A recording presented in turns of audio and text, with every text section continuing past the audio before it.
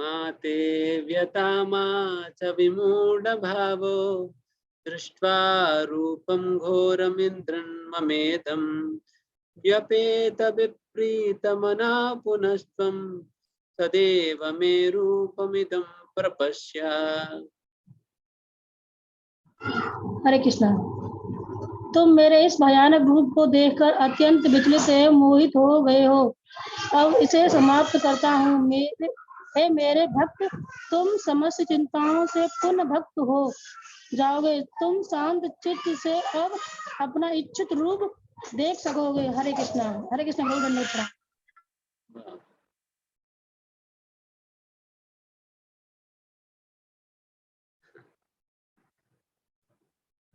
तो भगवान भी यहाँ पर पहचान लिए हैं अर्जुन कितना विचलित है इस रूप को देखकर।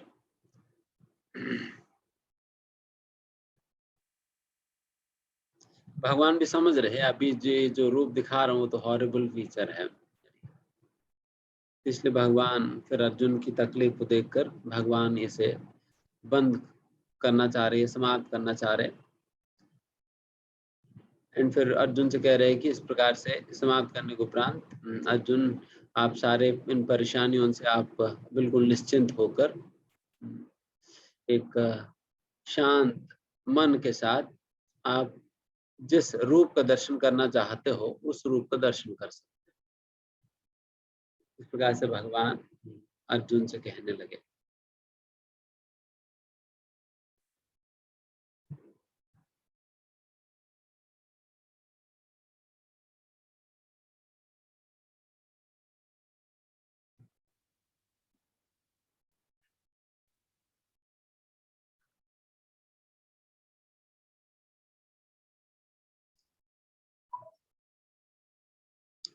तो पिछली बार भी तात्पर्य के अंतर्गत प्रभुपाद जी यही इसी बात का विश्लेषण करते हैं किस प्रकार से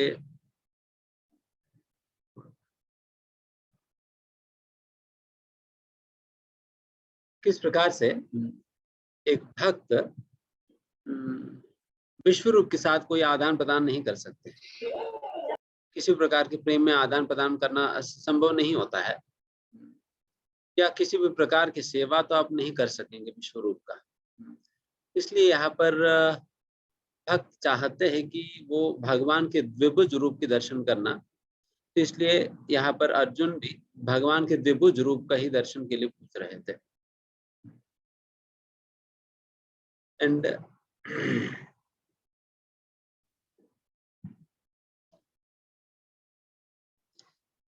वही बात यहाँ पर श्रील प्रभुपाद जी तात्पर्य के अंतर्गत बताते हैं, क्योंकि howsoever magnanimous a form may be or a personality may be, कितना भी मैग्नानिमस क्यों ना हो या कितना भी बहुत ऐश्वर्यशाली शक्तिशाली व्यक्ति भी क्यों ना हो,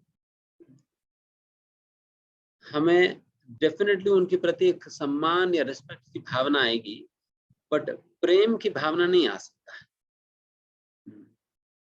जैसे कि उदाहरण के लिए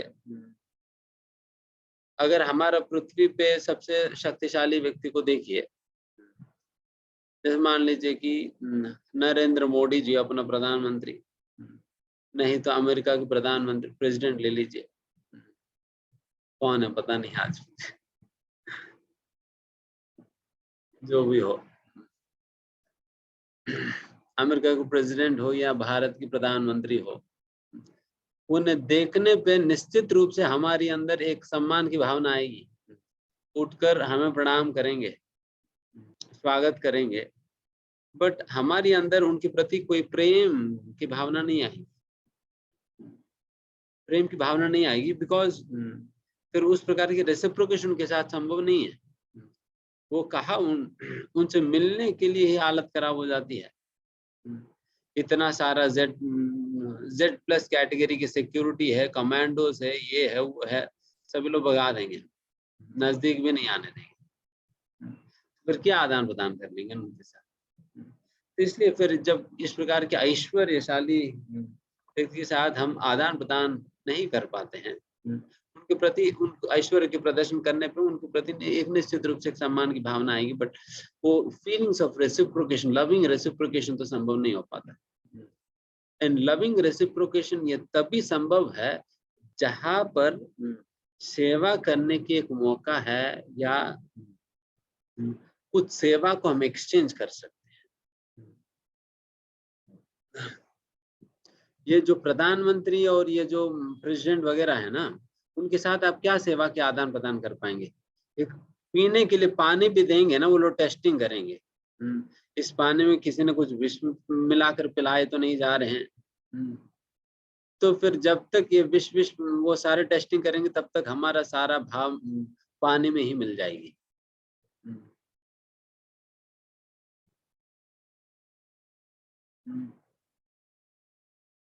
तो इस प्रकार से कहीं पर भी मतलब फिर उस प्रकार का आदान प्रदान संभव नहीं हो पाता है।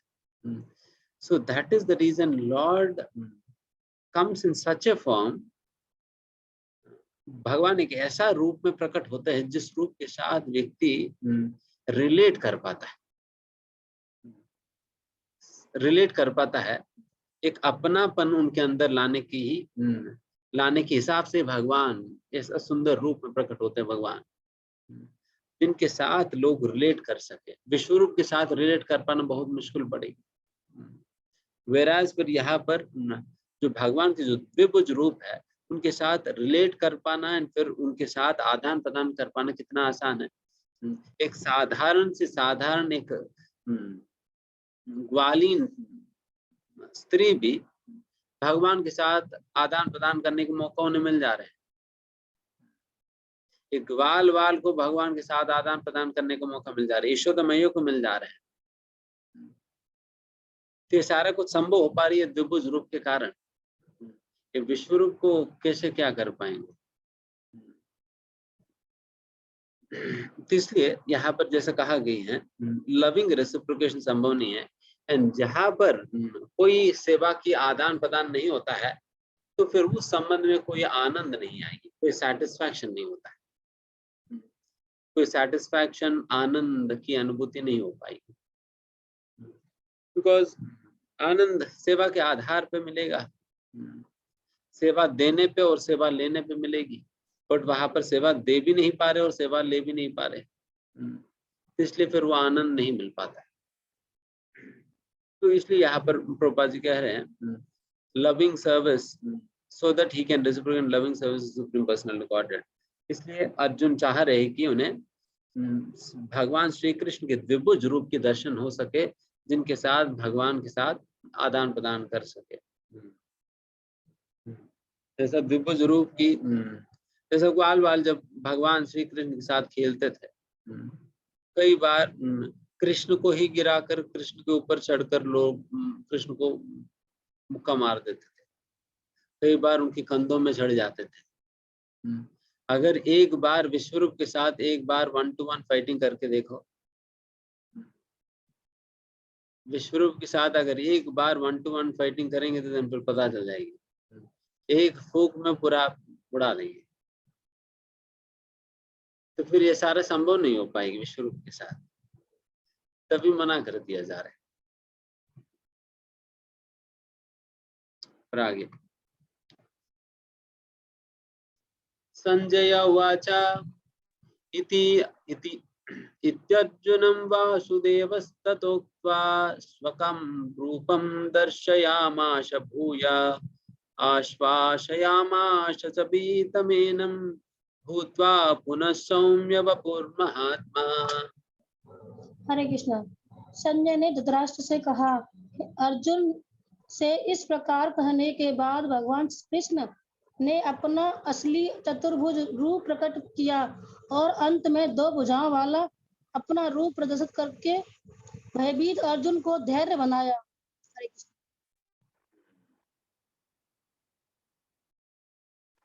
यहाँ पर भगवान श्री कृष्ण उन्हें द्विभुज रूप की दर्शन कराने के पहले उन्हें चतुर्भुज रूप की दर्शन कराते हैं, फिर उसके उपरांत अपना द्विभुज रूप दर्शन कराते हैं।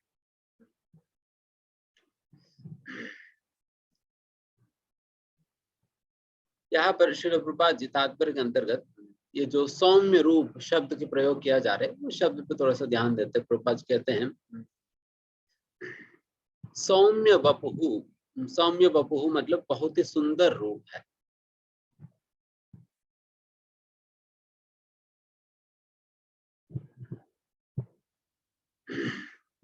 बहुत सुंदर, सौम्य वपुः, वपुः मतलब शरीर है और सौम्य सुंदर है, सुंदर रूप है, तो उसी का वर्णन किया जा रहा है। अब देखिए, जब विश्व रूप की वर्णन किया जा रहा है,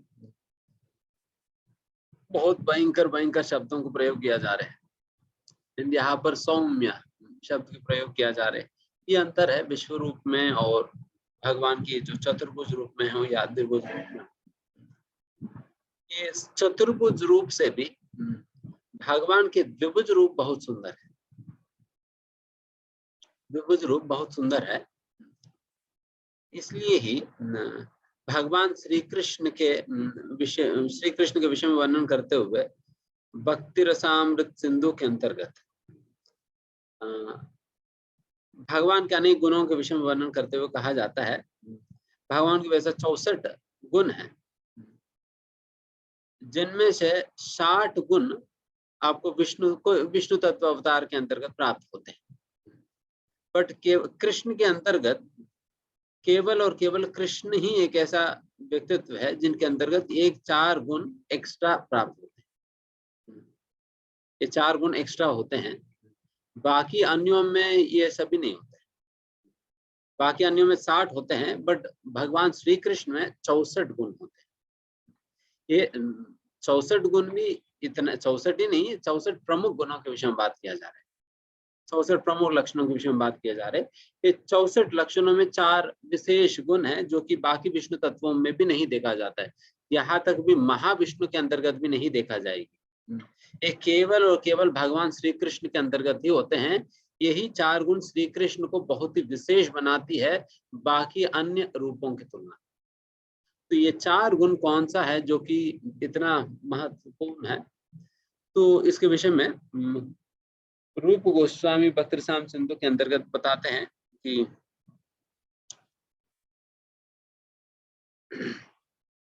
रूप माधुरी, वेणु माधुरी, लीला माधुरी और प्रेम माधुरी। मतलब रूप माधुरी, भगवान श्री कृष्ण की तरह रूप कोई और अन्य विष्णु तत्व को नहीं है। बहुत ही विशेष रूप है भगवान की, बहुत ही आकर्षणीय रूप है, तो इसके विषय में और आगे बताएंगे। एंड फिर दूसरा वेणु माधुरी, कोई और अन्य अवतार में कोई भी भगवान वेणु बजाते नहीं है, श्री कृष्ण के अवतार में भगवान बजाते हैं। वेणु माधुरी, लीला माधुरी, लीला माधुरी मतलब भगवान की जो लीलाएं है अत्यंत मधुर है, अत्यंत मधुर लीला है भगवान श्री कृष्ण की। बाकी अन्य अवतारों का इतना मधुर लीलाएं तो नहीं है। चाहे राम जी का भी ले लीजिए, डेफिनेटली उसके अंतर्गत काफी दया की भावना, काफी हृदय द्रवित करने वाले संदर्भ और उस प्रकार की आदान प्रदान इत्यादि इत्यादि आप सुनते हो। बट जिस प्रकार की मधुर रस के आस्वादन भगवान श्री कृष्ण की लीलाओं के अंतर्गत हमें प्राप्त होता है, जैसा कि भगवान श्री कृष्ण का अपने बाल सखाओं के साथ जो लीलाएं हैं, उसमें भगवान कैसे खेलते हैं, उसमें कितना आनंद आता है। उसी प्रकार से यशोदा मैया के साथ भगवान कृष्ण की लीलाएं, उसके अंतर्गत मधुरता देखिए। भगवान श्री कृष्ण गोपियों के साथ जो लीलाएं, उसके अंतर्गत माधुरता देखिए। ये सारे माधुरता बाकी अन्य अवतारों की लीलाओं के अंतर्गत तो नहीं देखा जाता है। तो ये केवल और केवल भगवान श्री कृष्ण का ही लीलाओं के अंतर्गत देखा जाएगा, ये मधुरता। मतलब कैसे भी व्यक्ति को भी भगवान श्री कृष्ण की लीलाएं बहुत बहुत आकर्षित करेगी। जिन्हें बिल्कुल कृष्ण के विषय में नहीं भी पता है, बट फिर भी उन्हें जैसा कृष्ण की लीलाओं के विषय में सुनता है, देन उन्हें बहुत आकर्षित होता ही है, एक कर्म भी क्यों ना हो।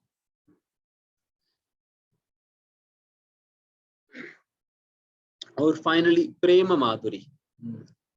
प्रेम माधुरी इसके अंतर्गत जिस विशेष प्रेम के आस्वादन और आदान प्रदान भगवान श्री कृष्ण अपने लीलाओं के माध्यम से करते थे अपने भक्तों के साथ, चाहे गोपियों के साथ हो, ग्वाल सखाओं के साथ हो या अपने माता पिता के साथ हो, उस प्रकार के आदान प्रदान आपको कहीं और नहीं मिलेंगे। जैसा आप दामोदर लीला एक उदाहरण ले लीजिए या रास लीला एक उदाहरण ले लीजिए, भगवान किस प्रकार से अपने ग्वाल सखाओं के साथ खेलते थे, ये सारे लीलाओं को उदाहरण लेकर हम समझ सकते हैं कि इन लीलाओं के अंतर्गत जिस प्रकार की प्रेम के आदान प्रदान भगवान श्री कृष्ण अपने भक्तों के साथ करते थे, बाकी अन्य अवतारों में इस प्रकार के आदान प्रदान तो नहीं देखा जाता है। वहां पर भी थोड़ा बहुत प्रेम के आदान प्रदान तो होता है, जैसे नरसिंह भगवान लीला में भी भगवान तो प्रेम के आदान प्रदान किए थे, बट वो मधुरता वाला नहीं है,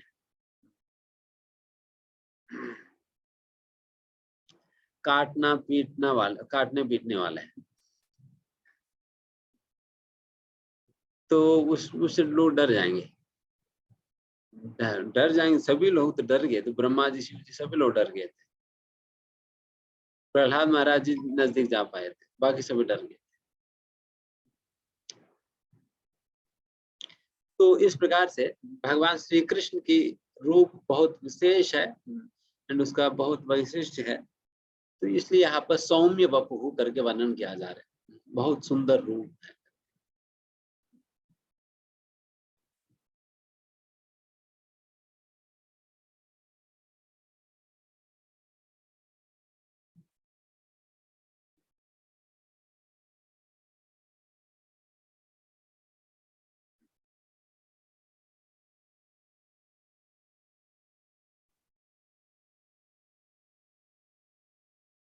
तो इस प्रकार से अपने सुंदर रूप की दर्शन कराकर भगवान उनके अंदर जो भय है उसे खत्म करके उन्हें पुनः शांत करा दिया।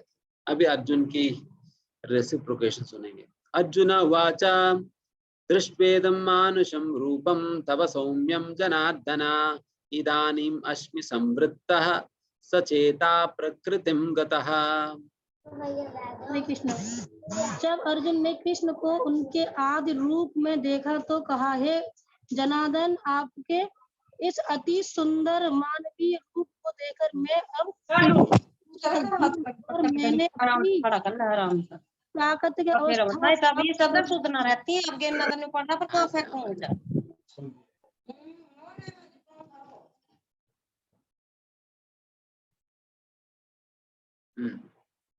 ठीक है, ठीक, पढ़ लिया ना?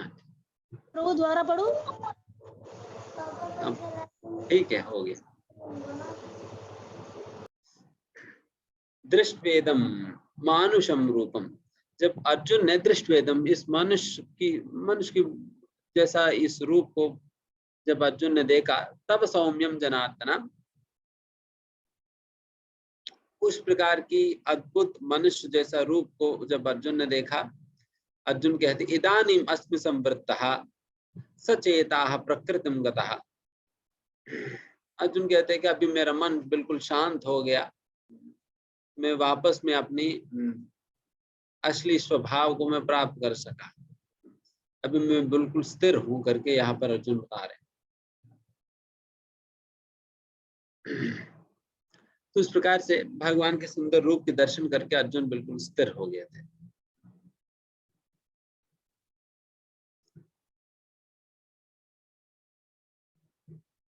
यहाँ पर प्रभुपाद जी लिखते तात्पर्य में, जो भी लोग ये समझते हैं कि Krishna is an ordinary person and who misguides the reader by claiming that it is the impersonal Brahman with Krishna speaking, within Krishna speaking, is doing the greatest injustice.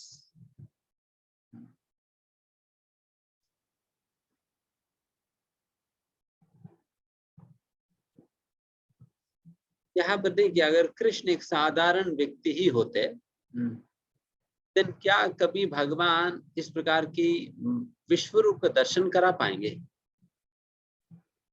कभी नहीं करा पाएंगे, कभी नहीं करा पाएंगे। विश्वरूप का दर्शन कराना संभव नहीं है, संभव नहीं है। तो इसी से आप पता लगा सकते हो कृष्ण कोई साधारण व्यक्ति नहीं है।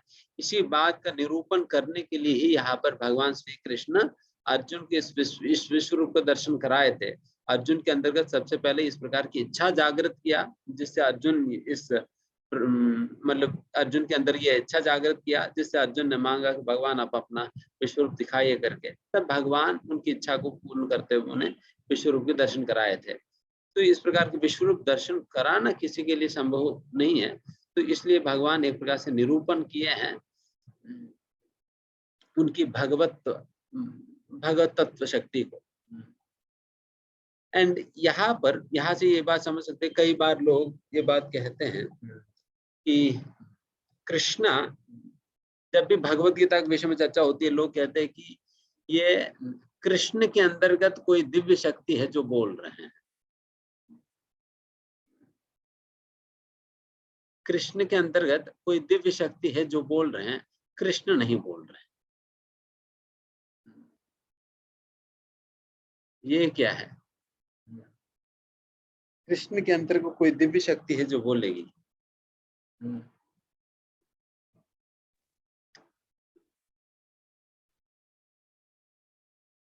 अगर मैं कहूं प्रभु जी आप आइए हमारे घर, हम आपको प्रसाद खिलाएंगे, किन्हें खिलाएंगे? आपके अंदर जो व्यक्ति है ना उन्हें खिलाएंगे।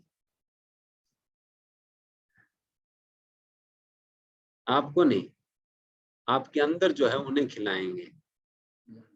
फिर उन्हें खूब पेट भर के रसगुल्ला, गुलाब जामुन, रसमलाई सारा खिला देंगे। फिर उसके बाद आपको भूखे पेट भेज देंगे। देन आप कहते रहे ना कृष्ण के अंदर से लोग बोलेंगे करके। अंदर से क्या बोलना, सीधा सीधा यहाँ पर दिखाए जा रहे, बोल रहे व्यक्ति सीधा सीधा यहाँ पर दिखाए जा रहे हैं ना, अंदर क्या है। इसलिए इसको इंटरप्रिटेशन, इसलिए आप प्रोपास कह रहे इट इज ग्रेटेस्ट इनजस्टिस। अगर इस प्रकार से कोई कहे कि ये कृष्ण नहीं बोल रहे, कृष्ण के अंतर्गत कोई शक्ति है जो बोल रहा है, then ये तो बहुत बड़ा इनजस्टिस है लोगों के प्रति, because he is misguiding them. गलत दिशा दिखा रहे, गलत दिशा दिखा रहे हैं। देखिए बिकॉज एक साधक के पास जब कोई व्यक्ति आता है, वो एक विश्वास के साथ उनके पास आता है। जिस विश्वास के साथ वो आए थे, अगर उस विश्वास को तोड़ते हुए वो गलत दिशा दिखाएगा, कितनी बुरी बात है। हम खुद ही अगर मान लो कोई एड्रेस ढूंढते हुए हम जा रहे हैं, एंड कभी कभी हम किसी से पूछते हैं, एंड कई बार भारत में तो ये तो होता ही है, एड्रेस ना पता होते हुए भी एड्रेस दिखा देते हैं। एड्रेस उन्हें पता नहीं, वो कभी उस गली में नहीं घूमा, पता नहीं फिर क्या लोगों को लगता है, बता देते हैं। उनकी अंदर परमात्मा बोलती होगी, बता दे प्रभु जी यहाँ पर है, आप चले जाना। बेचारे वो व्यक्ति उस दिशा में जाकर घूमते रह जाएगा शाम तक, उन्हें एड्रेस नहीं मिलने वाला। जब इस प्रकार से जब हम कभी भटक जाते हैं किसी के द्वारा गलत प्रकार के निर्देशन देने से, फिर हम कितना गाली देंगे उन्हें। ये मूर्ख, इनको जब एड्रेस नहीं पता है करके बता देना चाहिए। इन्होंने क्यों हमें गलत जगह दिखा दिया, इनकी वजह से हमारे 1 घंटे से हम यही घूम रहे हैं।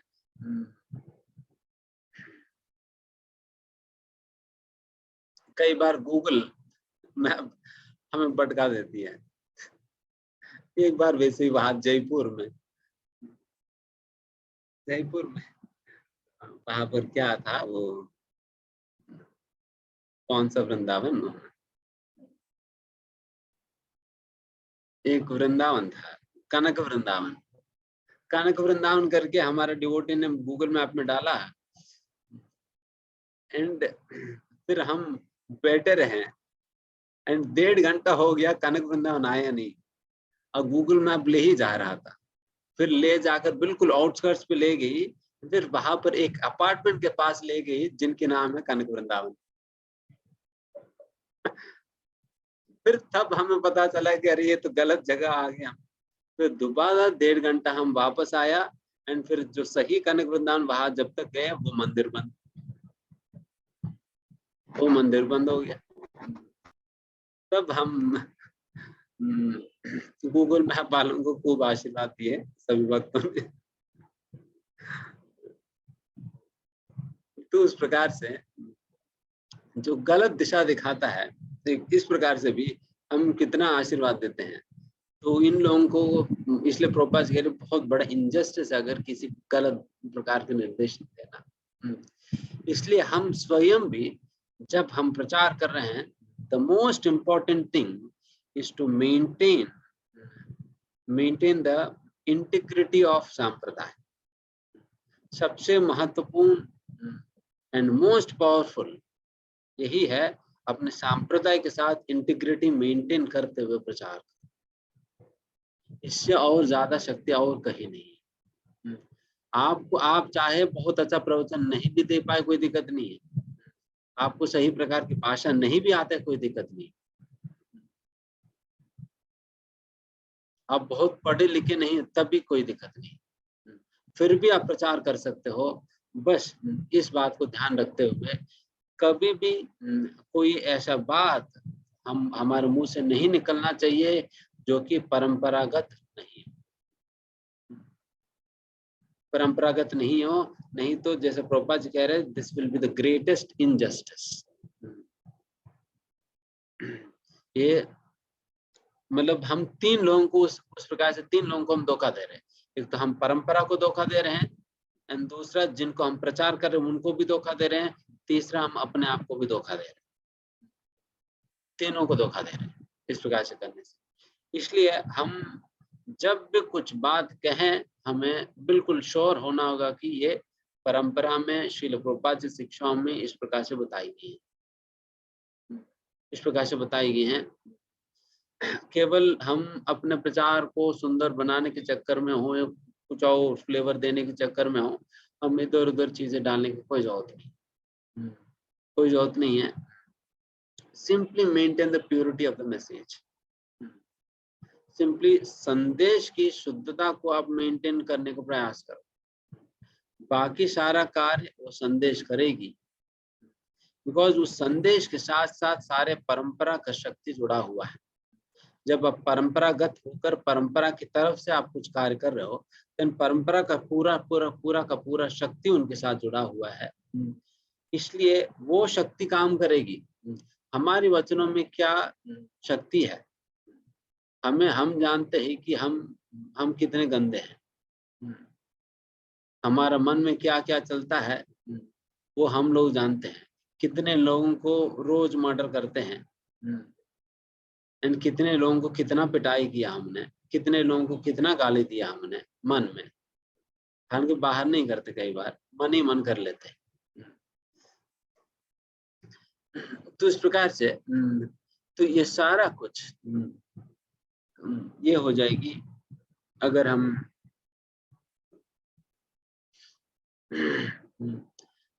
ये सारा अवगुण होते हुए भी आप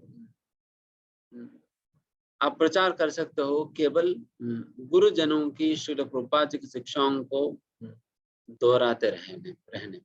simply by repeating the message of Srila Prabhupada या परंपरा हम प्रचार कर सकते, कोई दिक्कत नहीं।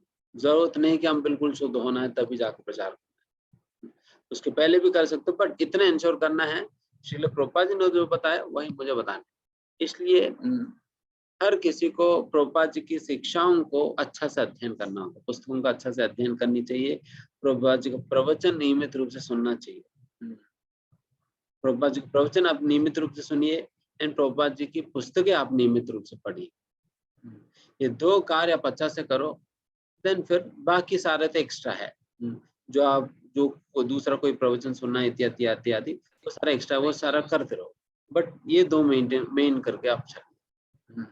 तो इस प्रकार से आप करो, देन फिर आप खूब अच्छा प्रचार कर सकते हो, एंड आपके प्रचार में विशेष शक्ति आएगी।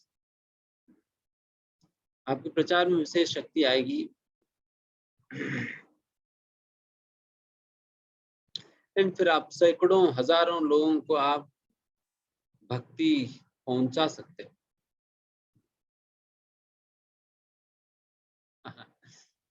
प्रभुपाद जी लास्ट में लिखते हैं, ये भगवत गीता के श्लोक ये सूरज की तरह बिल्कुल क्लियर है, सूरज की तरह बिल्कुल क्लियर है। जिस प्रकार से सूरज को देखने के लिए हमें कोई टॉर्च लाइट की जरूरत नहीं पड़ता है, टॉर्च लाइट की जरूरत नहीं पड़ता है सूरज को देखने के लिए। ठीक उसी प्रकार से हमें भगवत गीता के श्लोकों के तात्पर्य देखने के लिए कोई नालायक लोगों की तात्पर्यों की या एक्सप्लेनेशंस की जरूरत नहीं है, जिनको खुद ही भगवान कृष्ण पे विश्वास नहीं है, जिन्हें खुद ही भगवान श्री कृष्ण को विश्वास नहीं है। कई लोग ऐसा भी लोग हैं जिन लोगों ने भगवत गीता के ऊपर कमेंट्री लिखा है, जिनको कृष्ण के ऊपर ही विश्वास नहीं, वो लोग मानते ही नहीं कि कृष्ण करके एक व्यक्ति हुए थे करके, कृष्ण करके एक व्यक्ति हुए थे करके भी नहीं मानते। इस प्रकार की पांडव हुए थे, कृष्ण हुए थे, यशोदा मैया हुई है, वृंदावन, कुरुक्षेत्र, ये सब कुछ मानते ही नहीं। जिस व्यक्ति ने कृष्ण को ही नहीं माना तो फिर उनकी शिक्षाओं को क्या माने, उनकी शिक्षाएं क्या समझ आई उन्हें, ऑल्दो वो हजारों सैकड़ों मीनिंग निकालेगा। जैसा अभी रिसेंटली हम एक सीनियर ब्यूरोक्रेट से मिलने गए थे। वो मोदी जी गवर्नमेंट के अंतर्गत एक सीनियर पोजीशन में वो कुछ सेवा करते हैं, तो उनसे मिलने थे। वो एक प्रोग्राम चलाते हैं, लीडरशिप ट्रेनिंग प्रोग्राम चलाते हैं, एंड वो बहुत कुछ बता रहे थे। वो अपने विषय में वो बता रहे थे, देखो हम सारा लीडरशिप ट्रेनिंग कराते हैं केवल भगवत गीता और भगवत गीता के आधार पे, महाभारत के आधार पे, रामायण के आधार पे हम कराते हैं। एंड वो 7 दिन के कोर्स कराते हैं, एंड 7 दिन के कोर्स के लिए वो 2.5 लाख रुपए लेते हैं, 2.5 लाख रुपए लेते हैं 7 दिन के कोर्स के लिए, जो हम फ्री में पढ़ा दे रहे हैं आपको। आप कौन सा 2.5 लाख रुपए हमें दे रहे हैं? इतना साल हो गया किसी ने 2.5 लाख दिया ही नहीं।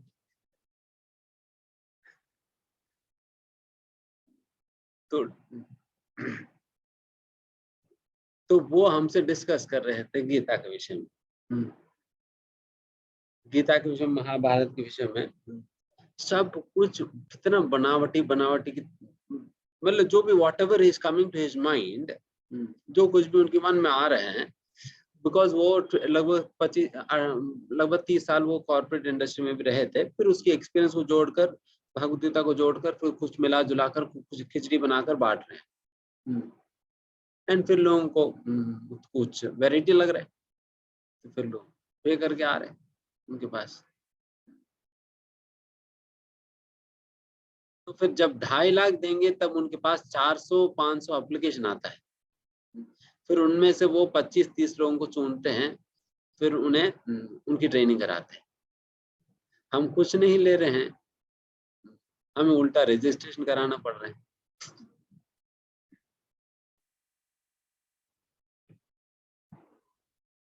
इसलिए फ्री माल का कोई भाव नहीं देता है, तो इसलिए हम भी अगली बार कम से कम 1 लाख तो कर देंगे।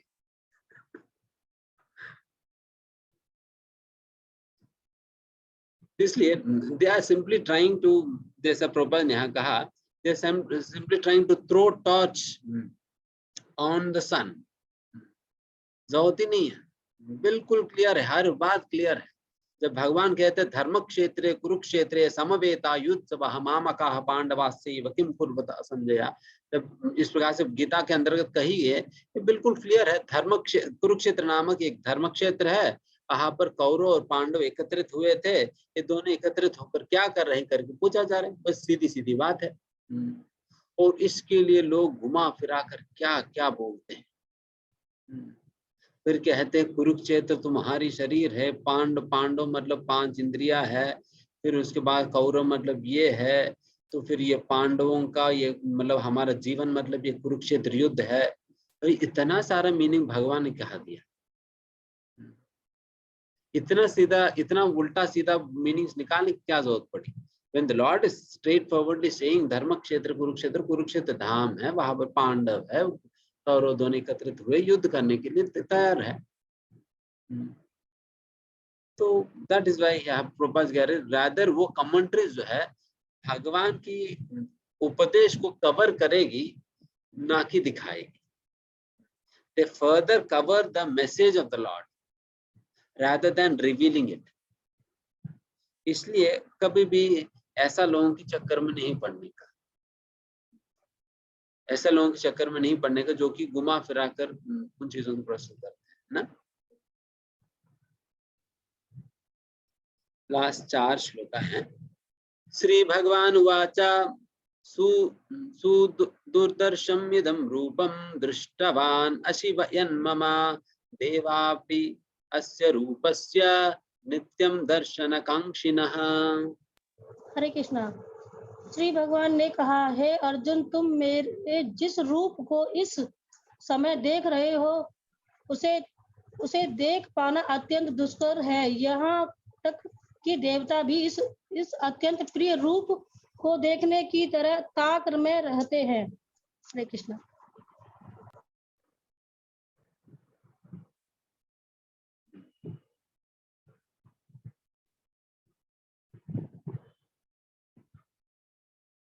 नित्यं दर्शनकांक्षिणः। यहाँ पर भगवान कह रहे हैं ये जो रूप अभी आप देख रहे हो, जो दिव्य रूप है, दुर्दर्शन है, बहुत बहुत मुश्किल है इस रूप की दर्शन कर पाना। Even the demigods ever seeking the opportunity to see this form.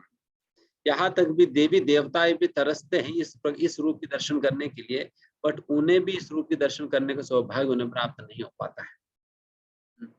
ऐसा अद्भुत रूप है ये भगवान के दिव्य रूप है। नित्यम दर्शनकांक्षिणः, हमेशा भगवान के दर्शन करने की आकांक्षा उनके अंतर्गत बना रहता है। They always want to see this form.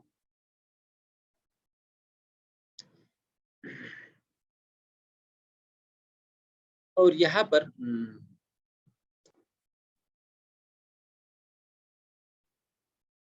Because अत्यंत लालसा होती है भगवान की सुदूरदर्शन। वैसा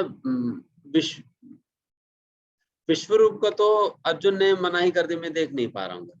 जब चतुर्भुज आए अर्जुन, उनके विषय में तो कहा जाता है ये दूरदर्शन में बहुत मुश्किल है देख पाना, बट जब द्विभुज रूप के विषय में कहा जा रहा है ये सुदूरदर्शन है, बहुत बहुत मुश्किल है इस प्रकार के रूप के दर्शन हो पाना। साधारणतः किसी को ये दर्शन नहीं प्राप्त हो पाती। यहाँ तक भी स्वयं महाविष्णु भी चाहते हैं कि श्री कृष्ण के रूप के दर्शन करने का, महाविष्णु भी चाहते हैं। शिव जी, ब्रह्मा जी, ये सभी लोग चाहते हैं भगवान श्री कृष्ण के रूप के दर्शन करने के लिए। इसलिए आप देख सकते हैं कि जब आप गोकुल में नंद भवन में जाते हो, वहां पर शिव जी यशोदा मैया के घर पे आने वाली लीला होती है। वहां पर शिव जी भगवान श्री कृष्ण के, जब भगवान श्री कृष्ण जन्म लेने के उपरांत श्री कृष्ण के दर्शन करने की लालसा के साथ भगवान शिव जी यशोदा मैया के घर पे पहुंच जाते हैं। देन फिर यशोदा मैया देखती है कौन आए हुए, तो फिर देखती है कोई बाबा आया हुए हैं, पूरा उनका शरीर में ये खसम ही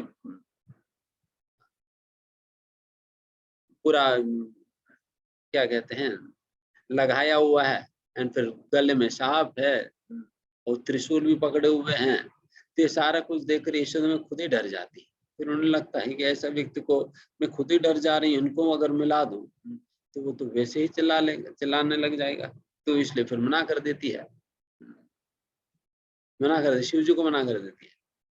देन फिर शिव जी जाकर फिर पेड़ के नीचे बैठकर फिर ध्यान लगाने लगते हैं कि भगवान के दर्शन कब हो सकेगी करके। एक आशा बनाकर बैठ जाते हैं कि भगवान की दर्शन मुझे कब प्राप्त होगी, इस लालसा के साथ वहां पर बैठ जाते भगवान को ध्यान करते हुए। इतने में भगवान को पता चल जाता है कि शिव जी जो है उनके दर्शन करने आए हैं। देन फिर भगवान भी रोने लग जाते हैं। फिर यशोदा में कितना प्रयास भी करती है उन्हें चुप करने का, बट फिर भी कृष्ण रुकते ही नहीं है। वो रोज रोए जा रहे, रोए जा रहे, रोए जा रहे। फिर यशोदा में शांत नहीं कर पा रही है। फिर आस पड़ोस से सारे गोपियां भी पहुंच गई। फिर वो भी पूछने लगी कि ये कृष्ण इतना रो क्यों रहे हैं। इस प्रकार से बारंबार पूछने लगी। देन फिर यशोदा ने कहा कि देखो पता नहीं क्या हो गया करके। फिर यशोदा में थोड़ा सा याद करके बोलती है, देखिए मैं इतना तो पहचानती हूँ कि एक बाबा आए, उन्हें कृष्ण के दर्शन करना चाह रहे थे, मैंने मना कर दिया बिकॉज बाबा जो है बहुत भयंकर रूप है उनकी। मैं खुद ही डर जा रही थी तो इसलिए उन्हें मना कर दिया। फिर गोपियां कहती है, अरे अब वही बात होगा, उस बाबा को आपने देखने नहीं दिए इसलिए ये बच्चा रो रहा है, तो फिर तुरंत उस बाबा को बुलाइए तभी ये बच्चा रुकेगा करके। देन फिर यशोदा मैया जो है फिर दौड़ कर शिव जी के पास जाकर उनसे निवेदन करती है कि आप आइए दर्शन करिए करके। देन फिर कृष्ण को देन शिव जी को लाया जाता है। शिव जी आते हैं फिर वहां पर, तब भी यशोदा मैया सीधा नहीं दर्शन देने देती है। शिव जी को एक पर्दे की दूसरी ओर रख देती है एंड भगवान कृष्ण को पर्दे की दूसरी ओर, एंड बीच में एक तेल या पानी से भरा हुआ मतलब कुछ रखती है। एंड उसके अंतर्गत जो कृष्ण की प्रतिबिंब है वही शिव जी को दिखाकर दर्शन दिलाती है। तब भी सीधा देखने नहीं देती बिकॉज वो खुद ही डरी हुई है। उनको लगता है कि फिर ये कुछ ना कुछ करेगा, रोएगा। देन कृष्ण भी जैसा वो शिव जी का दर्शन करते कृष्ण वो भी शांत हो जाते। तो इस प्रकार से नित्य दर्शन कांक्षी न, इस प्रकार से मैं बस यही बात कह रहा था कि कितना लालसा रहती है देवी देवताओं के अंतर्गत भी भगवान के दर्शन करने का। वैसे जैसे मैंने कहा भागवतम के अंतर्गत आखिर में महाविष्णु के संबंध में भी एक छोटा सा लीला आता है। किस प्रकार से महाविष्णु भगवान श्री कृष्ण के दर्शन करना चाहते हैं, उस लालसा के साथ वो एक ब्राह्मण के बच्चों को मारते हैं या अपने वैकुंठ में ले जाते हैं। देन फिर उन ब्राह्मण के बच्चों को ढूंढते ढूंढते भगवान श्री कृष्ण अर्जुन के साथ वैकुंठ में जाना पड़ता है। तब विष्णु कहते हैं कि मुझे आपके दर्शन करना था इसलिए मैंने ये काम किया। तो इस प्रकार से विष्णु को भी भगवान श्री कृष्ण दर्शन देते हैं। ऐसा अद्भुत रूप है भगवान की। ठीक है, ना हम वेदे न तपसा ना दाने न चेज्जया शक्य एवं विदो द्रष्टुम दृष्टवान असीमाम यथा। हरे कृष्णा। तुम अपने दिव्य नेत्रों से जिस रूप का दर्शन कर रहे हो उसे न तो वेद ध्यान से, न कठिन तपस्या से, न दान से, न पूजा से ही जाना जा सकता है। कोई इन साधनाओं के द्वारा मुझे मेरे रूप में नहीं देख सकता। हरे कृष्ण। भगवान को देखने के लिए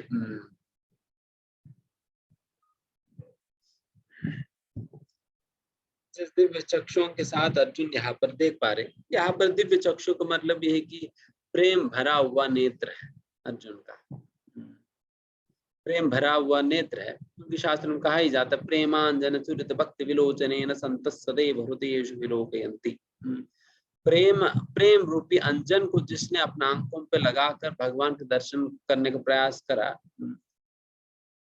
फिर उन्हीं को ही भगवान के दर्शन हो पाता है, उन्हीं को ही भगवान के दर्शन हो पाता है।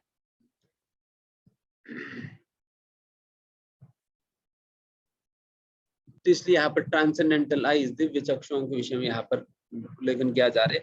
एंड इस दिव्य चक्षु के बिना चाहे व्यक्ति कितना भी शास्त्र पढ़ भी ले और कितना तपस्या भी करे एंड कितना दान दे भी दे एंड कितना सारे श्री विग्रह पूजा कर भी ले, फिर भी उन्हें भगवान के दर्शन तो नहीं संभव है जब तक इस प्रकार की प्रेम हम विकसित नहीं करेंगे भगवान के प्रति। और प्रेम विकसित करने के मार्ग क्या है? प्रेम कैसे विकसित करेंगे? प्रेम विकसित करने का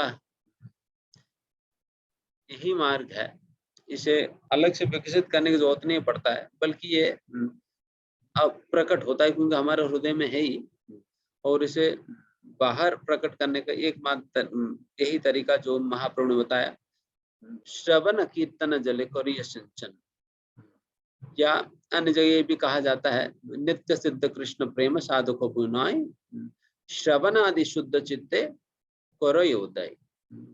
ये उदित हो जाता है जैसा व्यक्ति श्रवण कीर्तन में भाग लेने लगता है। जैसा आप श्रवण कीर्तन में भाग लेंगे तो फिर तुरंत ये हृदय में जो छुपा हुआ प्रेम है ये प्रकट हो जाता है, छुपा हुआ प्रेम प्रकट हो जाता है। तो इस प्रकार से ये शास्त्रों के अंतर्गत बताया जाता है। भक्त्या अनन्या शक्या हम एवं विदोर्जुना ज्ञातुम द्रष्टुम च तत्वेन प्रविष्टुम च परंतपा। हरे कृष्ण।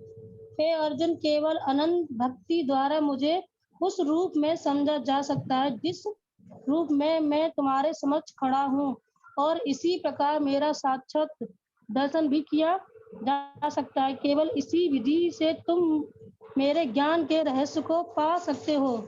हरे कृष्ण।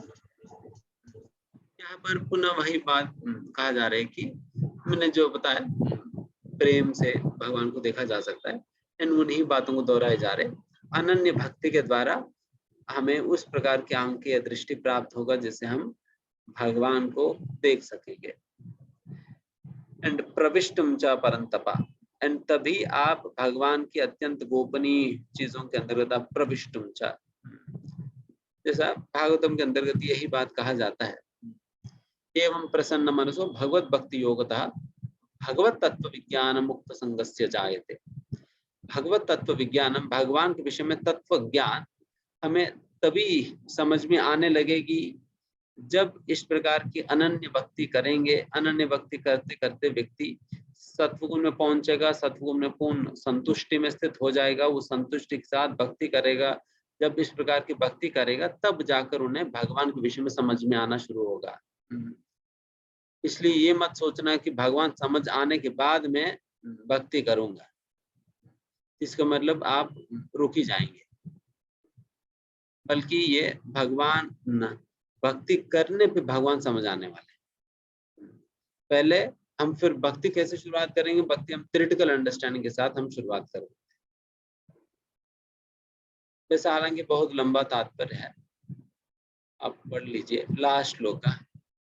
मत कर्म कृन्मत परमो मत भक्त संगवर्जितः निर्वैर सर्वभूतेषु यस्य माम एति पांडव।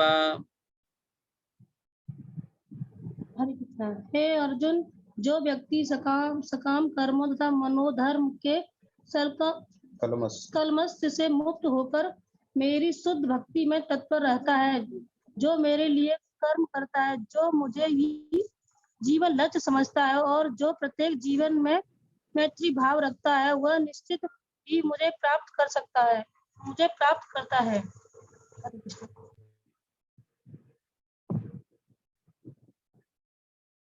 इस प्रकार से इन सारे कल्मशों से रहित होकर, कल्मशों से रहित मतलब कर्म और ज्ञान भक्ति में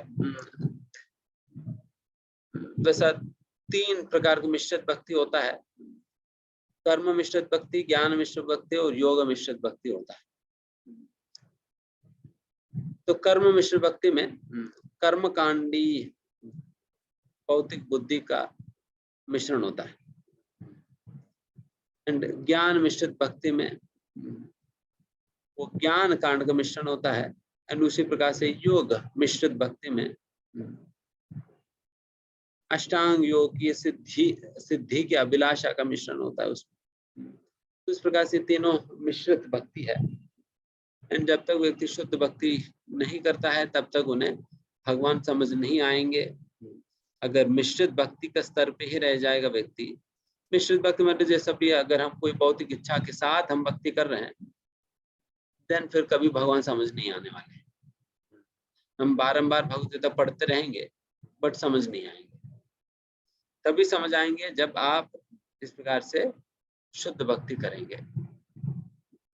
तो इस प्रकार से भगवद गीता की जो 11वां अध्याय है समाप्त होता है। लास्ट 2 श्लोक है, काफी महत्वपूर्ण, बहुत सुंदर सुंदर तात्पर्य प्रभुपाद जी देते हैं, तो कभी समय लेकर आप पढ़ सकते हैं।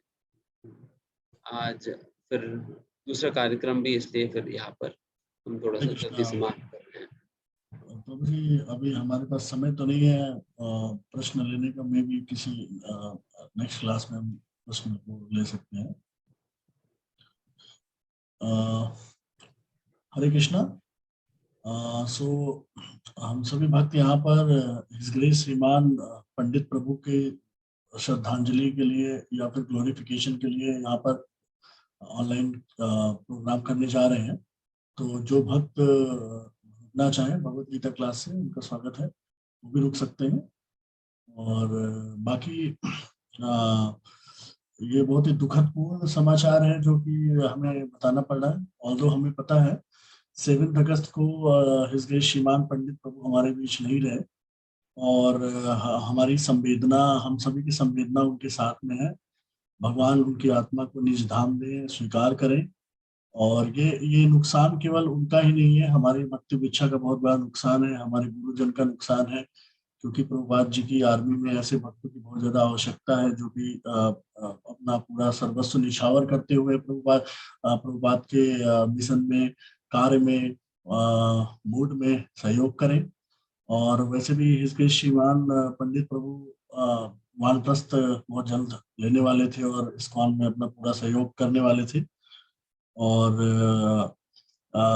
ये जो दर्द हमें दिया गया है, जैसे कि प्रभु जी लोग बताते हैं कि तीनों तापों से तो कोई नहीं बच सकता, ये भी शरीर द्वारा दिया गया ताप है, शरीर द्वारा दिया गया कष्ट है, और जो हम सभी को प्राप्त हो रहा है।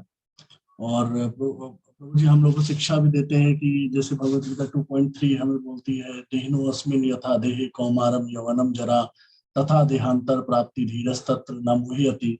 As the embodied soul continuously passes from boyhood to young and to old age, the soul similarly passes into the another body at the death.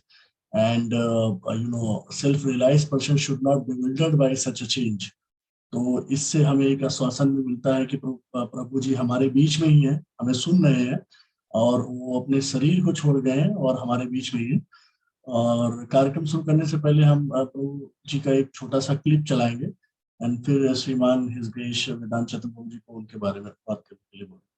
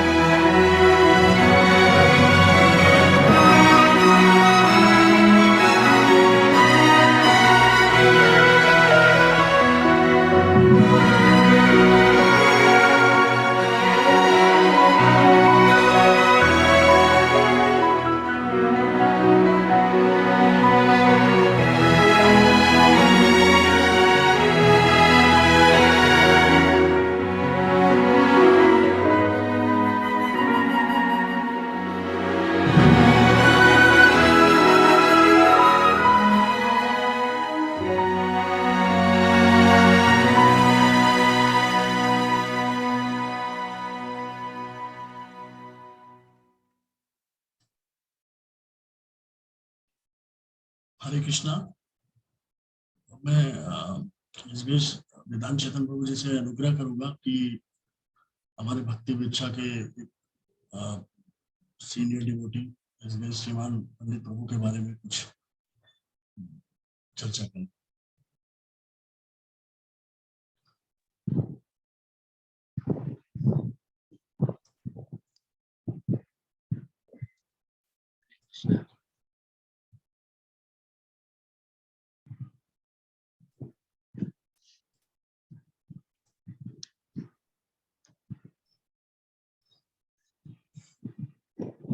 जब हम 2017 में हम आए थे यहाँ पर ग्रेटर नोएडा से नोएडा, तो उसी समय हम कांग्रेगेशन टीचिंग जब शुरुआत किए थे, उस समय लगभग सबसे one of the first devotees जो जुड़े थे। वैसा हम जब भी शासकों से चर्चा करते थे कि जितने भी लोग जुड़े हैं, फिर उन लोगों में से उन लोगों की आध्यात्मिक स्वास्थ्य के विषय में अक्सर शासक तो उन्हीं का ही नाम लेते थे।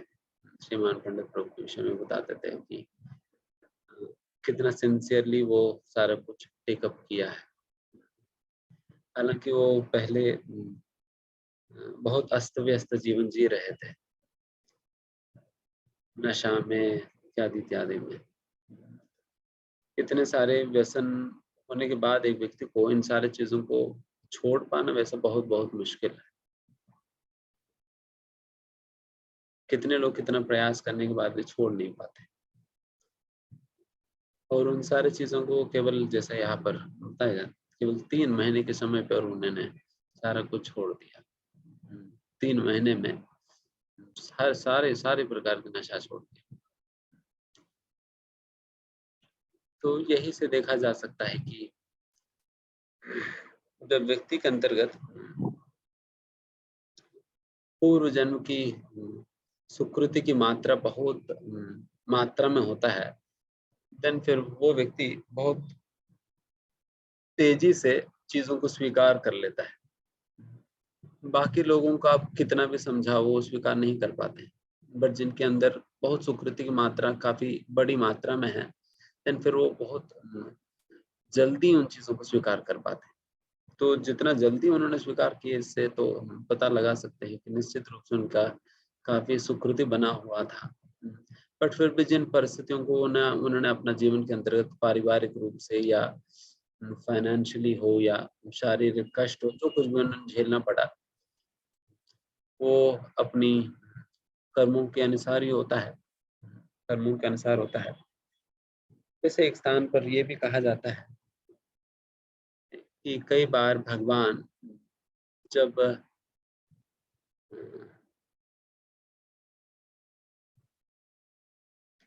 किसी को भगवान जल्दी बुलाना चाहते हैं, उनकी कर्मों को भी बहुत तेजी से भगवान उनके जीवन में देने लगते हैं। बहुत तेजी से उनकी सारा कर्मों को, बिकॉज कर्म की खाता खाली करना होता है तभी जाकर व्यक्ति जा पाएगा। वो कर्म की खाता को जल्दी से जल्दी खाली करने के लिए भगवान तेजी से उन्हें उनके जीवन के अंतर्गत ये सारा कर्म निकाल कर देने लगते हैं। इसलिए कई बार भक्तों के जीवन में आप अनेक प्रकार की कष्ट इत्यादि देखने के लिए मिलता है। जिस प्रकार से यहाँ पर भी उनका जीवन में भी हमें देखने के लिए मिला। शारीरिक रूप से भी कष्ट था, मानसिक तौर पर भी कष्ट थे, एंड आर्थिक तौर पर भी कष्ट था ही। बट इन सारे कष्टों को सामना करते हुए वो जिस दृढ़ता के साथ उन्होंने सेवा किया, निश्चित रूप से हम सभी के लिए एक आदर्श प्राय है।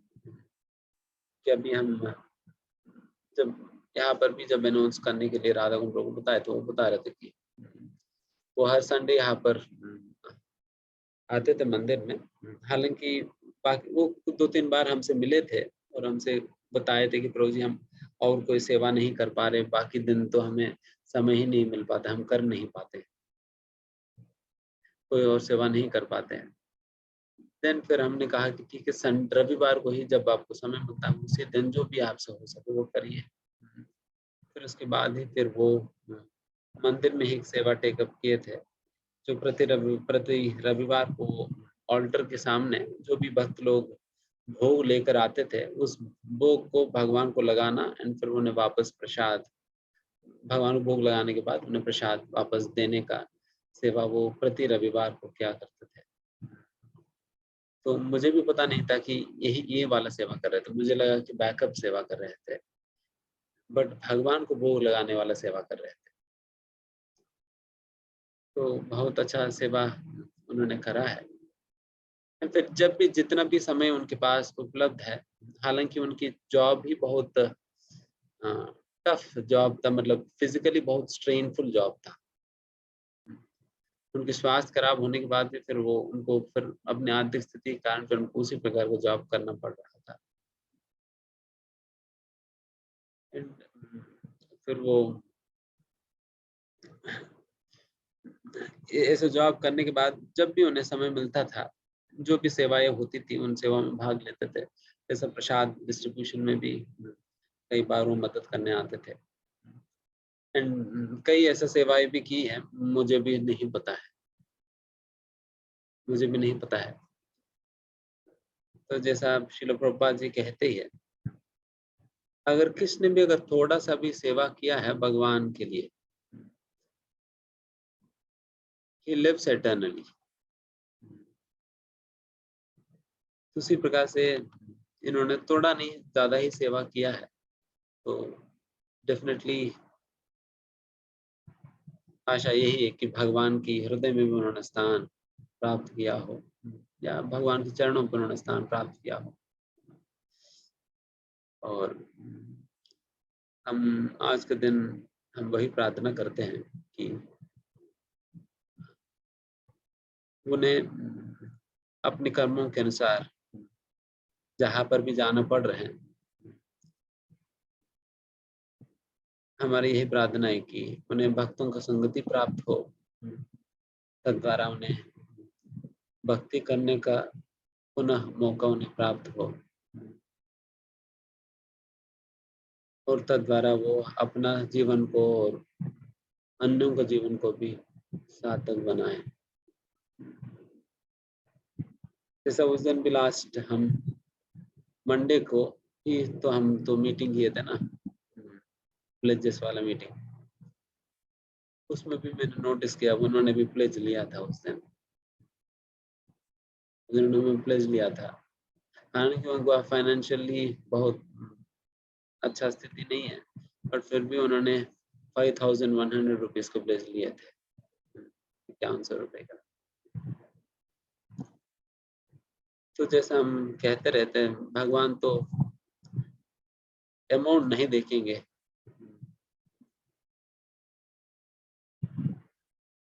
बल्कि भाव देखेंगे। एंड वो अपनी क्षमता के अनुसार अपना पूरा कर रहे थे। भगवान तो यही देखेंगे ना, व्यक्ति क्या अपनी क्षमता के अनुसार पूरा कर रही है, एंड वो कर ही रहे थे। तो आज तक जितने भी सेवाएं उन्होंने भगवान के लिए किया है, भक्तवृक्षा के लिए किया है, या नोएडा के लिए किया है, हम सभी के लिए किया है, उन सारा सेवाओं के लिए उन्हें धन्यवाद देंगे, और साथ ही साथ उनके लिए प्रार्थना करेंगे। तो यहाँ पर हम विराम देना चाहते हैं, तो बाकी भी अपना अपना अनुभव शेयर कर सकते हैं। वैसे तो मैं बहुत ज़्यादा तो उनके साथ व्यक्तिगत रूप से तो मिल नहीं पाया, बहुत ज़्यादा समय तो नहीं बिता पाया, बट फिर भी जितना भी अनुभव मेरा रहा है उसी का आधार बता रहे थे। Hare Krishna. Thank you so much प्रभु जी। अब हम स्वीटी माता जी जो उनकी पुत्री हैं, उनसे रिक्वेस्ट करेंगे कि प्रभु जी के लिए कुछ शब्द कहें। और तो प्रभु जी हमेशा भक्ति में आने के बाद भी चाहते थे कि माता जी भी अच्छे से भक्ति करें, और माता जी उनके बताए हुए कदमों पे चल भी रही थी, अच्छे से मृदंग भी सीख रही थी और लोगों को सिखा रही थी। तो मैं माता जी से रिक्वेस्ट करूंगा कि माता जी भी कुछ कहें।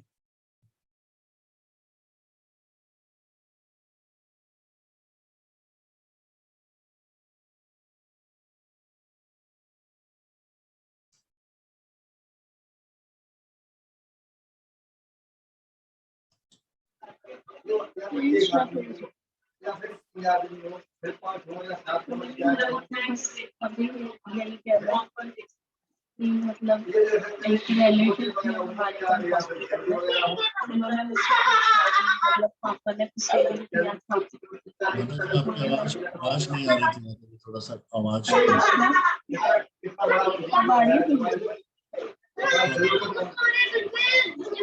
हरे कृष्णा।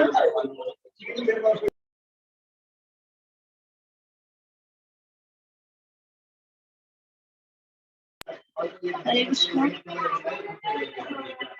अब आवाज आ रही है? हाँ माता जी, हरे कृष्णा बोलिए। मुझे अभी तो बस मुझे यही कह रहा है कि कल हॉस्पिटल में हमारे एक रिलेटिव थे, उन्होंने मुझसे पूछा कि मतलब पापा ने कुछ सेविंग किया था, तो मैंने उनको तो कोई जवाब नहीं दिया, पर मेरे दिमाग में खुद से एक ही चीज कॉन्स्टेंटली रिपीट हो रही है कि उन्होंने भले ही हमारे लिए कुछ छोड़ा या नहीं छोड़ा, पर उन्होंने मुझे जो चीज दिया ना, शायद ही वो कोई और, जैसे प्योर डिवोटीज का एसोसिएशन और टेम्पल से जोड़ना, मतलब बहुत ज्यादा स्ट्रगल किया उन्होंने मुझे मंदिर से जोड़ने के लिए। हमेशा बताते रहते थे कि ऐसा किया करो, जब ऐसे करना चाहिए, ऐसे करोगे तो ज्यादा अच्छे से, मतलब वो एक क्वालिटी जो होती है वो जब मैं इम्प्रूव करने की बोलते रहते थे।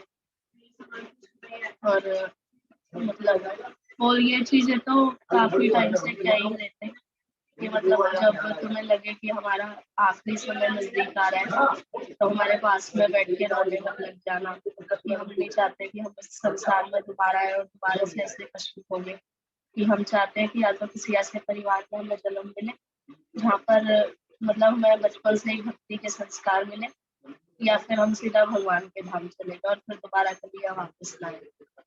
तो मतलब बुरा तो लग रहा था क्योंकि घर में किसी बड़े का हाथ सर पे होना बहुत जरूरी है, लेकिन मुझे बस उनकी वही बातें याद थी कि पापा ने जो बोला है वही करना है। तो मैं जब भी उनके पास रहती थी मैं कोशिश करती थी कि मैं चैंटिंग फोन में ऑन करके रखूं, या मैं जब करती रहूं, या फिर मैं ऐसा कुछ भी एटमॉस्फेयर उनके आसपास क्रिएट करती रहूं।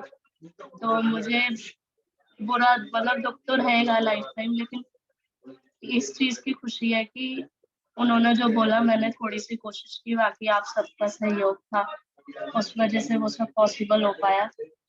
बाकी भगवान अब क्या उनके लिए आगे की जर्नी उनकी कैसी होगी, क्या सोचेंगे, वो सब तो अच्छा ही होगा, मुझे इतना पता है। बस प्रभु जी यही बोलिए। धन्यवाद माता जी, आप सही कह रही हैं। आपको प्रभु जी ने साथ में हम सबका एसोसिएशन दिया है, और मैं सबके बिहाफ पे ये आश्वस्त भी करता हूँ कि एसोसिएशन सिर्फ भावनापूर्ण नहीं है। हम सब लोग आपके साथ हमेशा हैं, हर तरीके से आपके साथ अवेलेबल हैं किसी भी चीज के लिए। तो और भक्ति में आपके साथ में तो है ही। और थैंक यू सो मच। और ऐसे समय में हम लोग प्रार्थना करेंगे भगवान से कि आपको शक्ति दें, आपके परिवार को शक्ति दें। और अभी मैं कृष्णा प्रसाद प्रभु से कहूँगा कि वो कुछ दो शब्द बोले। हरे कृष्णा। हरे कृष्णा।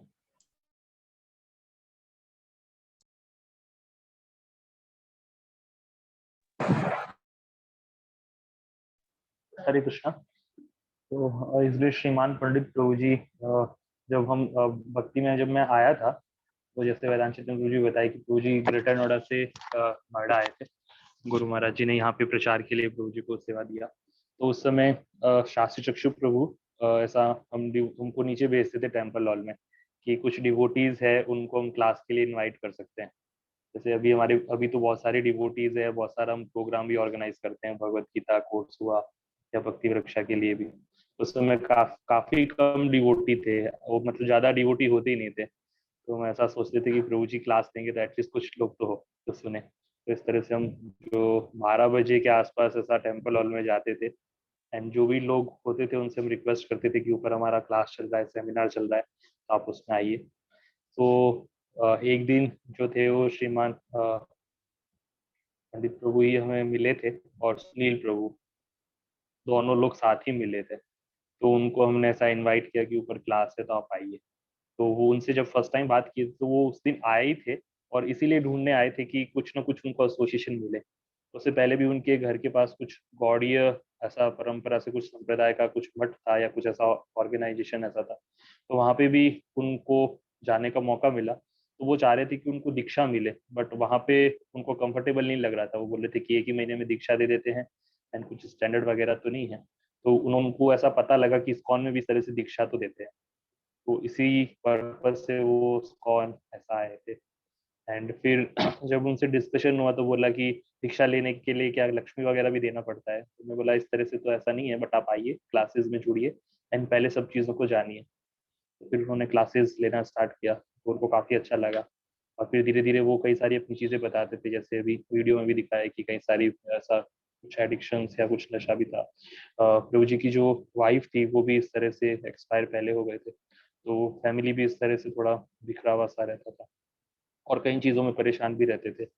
माता जी की शादी के लिए भी और जो उनके पुत्र हैं उनके लिए भी वो, और अपनी इससे भी खुद परेशान थे। फाइनेंशियल जो कंडीशन थी वो भी अच्छी नहीं थी।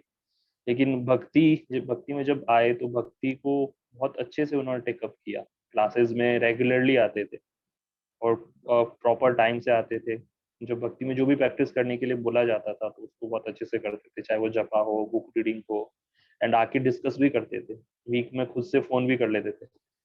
काफी अच्छे से सब सेवाएं इस तरह से उन्होंने टेकअप किया। फिर हमारा जब भगवत गीता मैराथन जब आया फर्स्ट टाइम, तो उस समय भी कम ही डिवोटी थी, तो भगवत गीता डिस्ट्रीब्यूशन में भी चलते थे। मतलब एक एज फैक्टर भी है, वो 50 उस समय ऐसा जब आए थे तो वो 50 है, तो 50 साल की एज में व्यक्ति है, वो चलने में भी डिफिकल्टी लगती है कि मैं जाऊंगा नहीं जाऊंगा।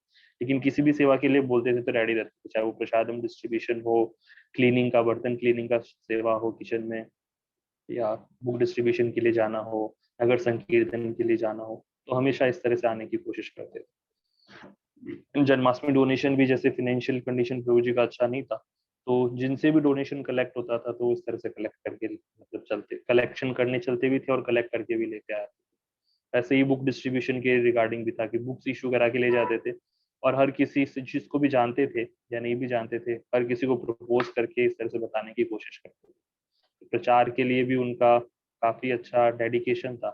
प्रभुपाद जी पे और विशेषकर वेदांत चैतन्य प्रभु जी पे बहुत विश्वास था उनका। तो जब भी मिलते थे, जैसे वो एक लाइन कहते थे, वो मेरे को उस दिन याद आ रही थी जब हम गए थे उनके क्रेमेटोरियम पे। तो वो हमेशा जब मिलते थे तो ये लाइन जरूर बोलते थे कि भक्ति में मैं काफी लेट आया हूँ, मुझे बहुत पहले आ जाना चाहिए था, और आप सभी सौभाग्यशाली हैं कि आपको बहुत कम एज में भक्ति में आने को मिला है। तो ये हमेशा वो कहते थे। और एक ग्रेटिट्यूड होता है कि जैसे कोई व्यक्ति भक्ति में आया है तो ग्रेटिट्यूड है, तो ग्रेटिट्यूड बहुत था उनमें। हमेशा ग्लोरीफाई करते थे, जब भी मिलते थे तो वेदांत चैतन्य प्रभु जी, शास्त्री चक्षु प्रभु जी, भक्ति रक्षा डिवोटीज, सबको बहुत ग्लोरीफाई करते थे। एंड उनका फिर दीक्षा भी हुआ।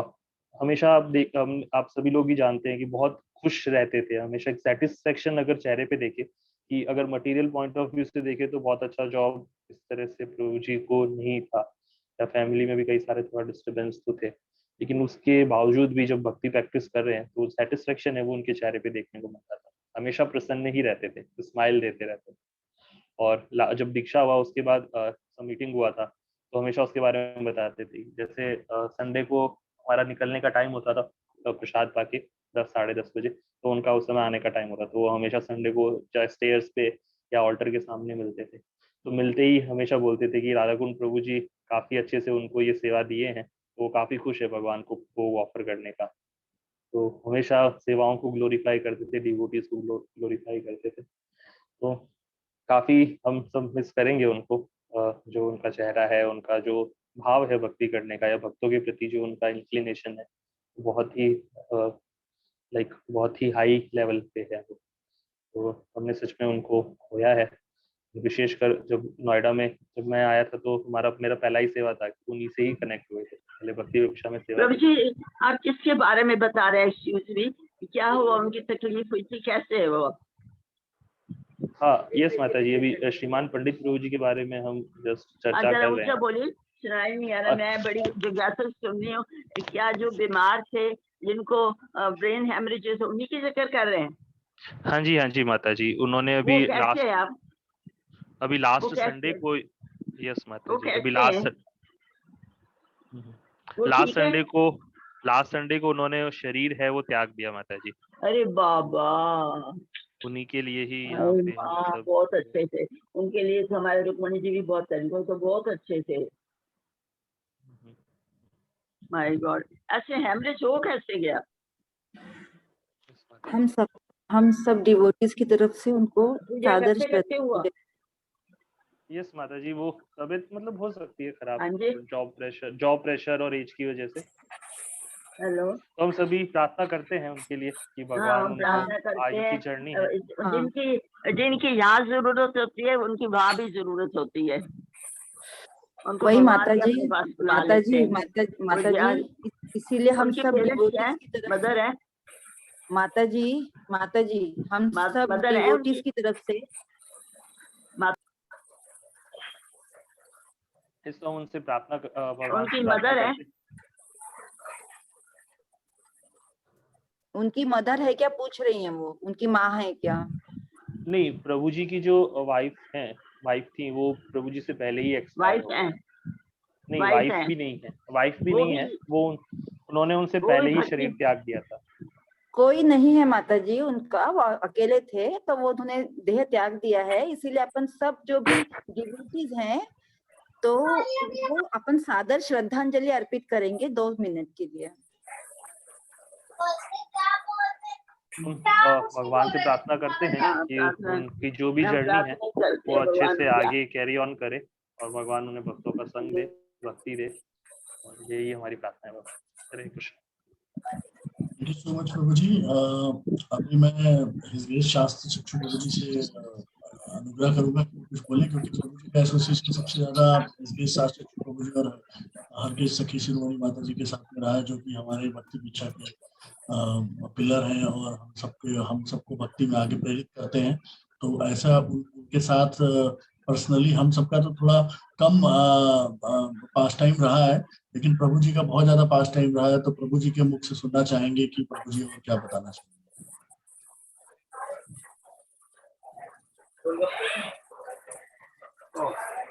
कटोरी चाट के आई है, कटोरी खींच के आई है, कटोरी चाट के आई है ना, कभी चटोरी चाटी आई हो।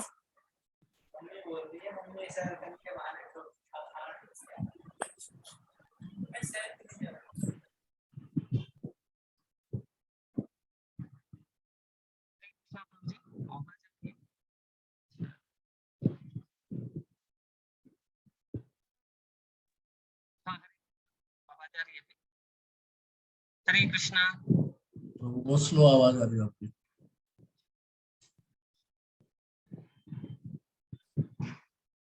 हरे कृष्णा।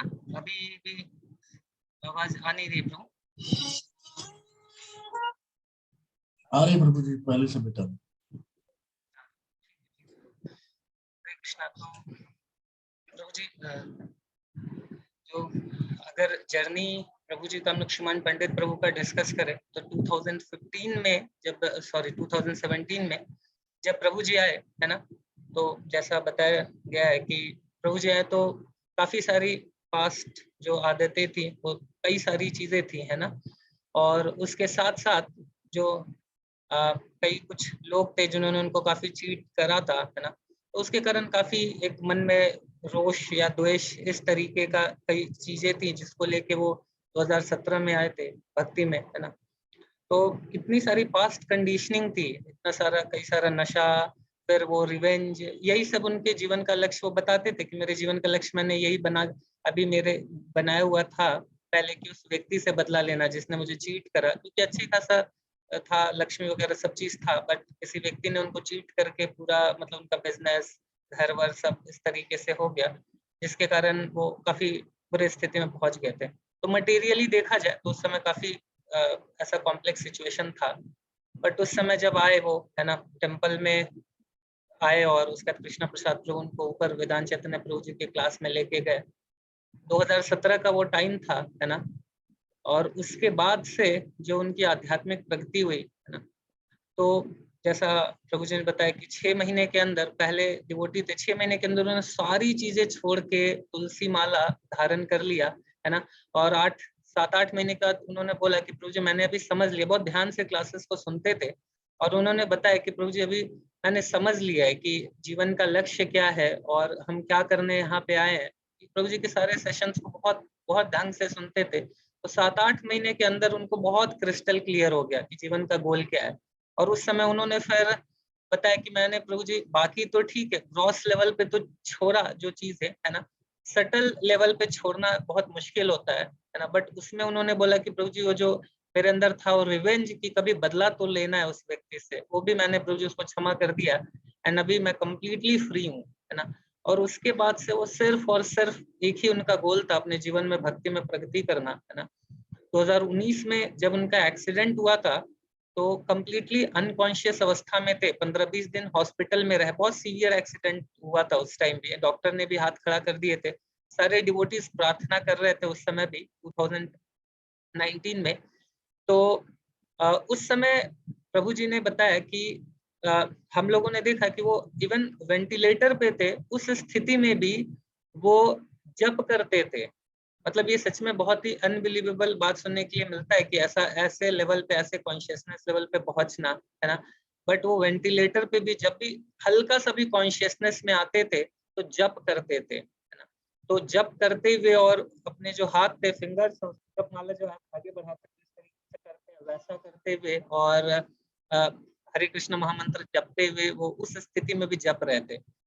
जब वो ठीक हो गए तो उनसे पूछा गया कि मतलब आप बताए, हम लोग को बहुत आश्चर्य हुआ किस तरीके से वो इस स्थिति में भी जप कर रहे थे। तो उन्होंने बताया कि जब वो फुल्ली अनकॉन्शियस थे तो सपने में उन्होंने देखा कि वो लेटे हुए हैं और वहां पे प्रभुपाद जी, वेदांत प्रभु जी और एक और डिवोटी है वो आए हैं, और फिर प्रभुपाद वेदांत चैतन्य प्रभु जी की तरफ इशारा करके बोलते हैं कि आप इनको ठीक करो, इनको अभी सेवाएं करनी है।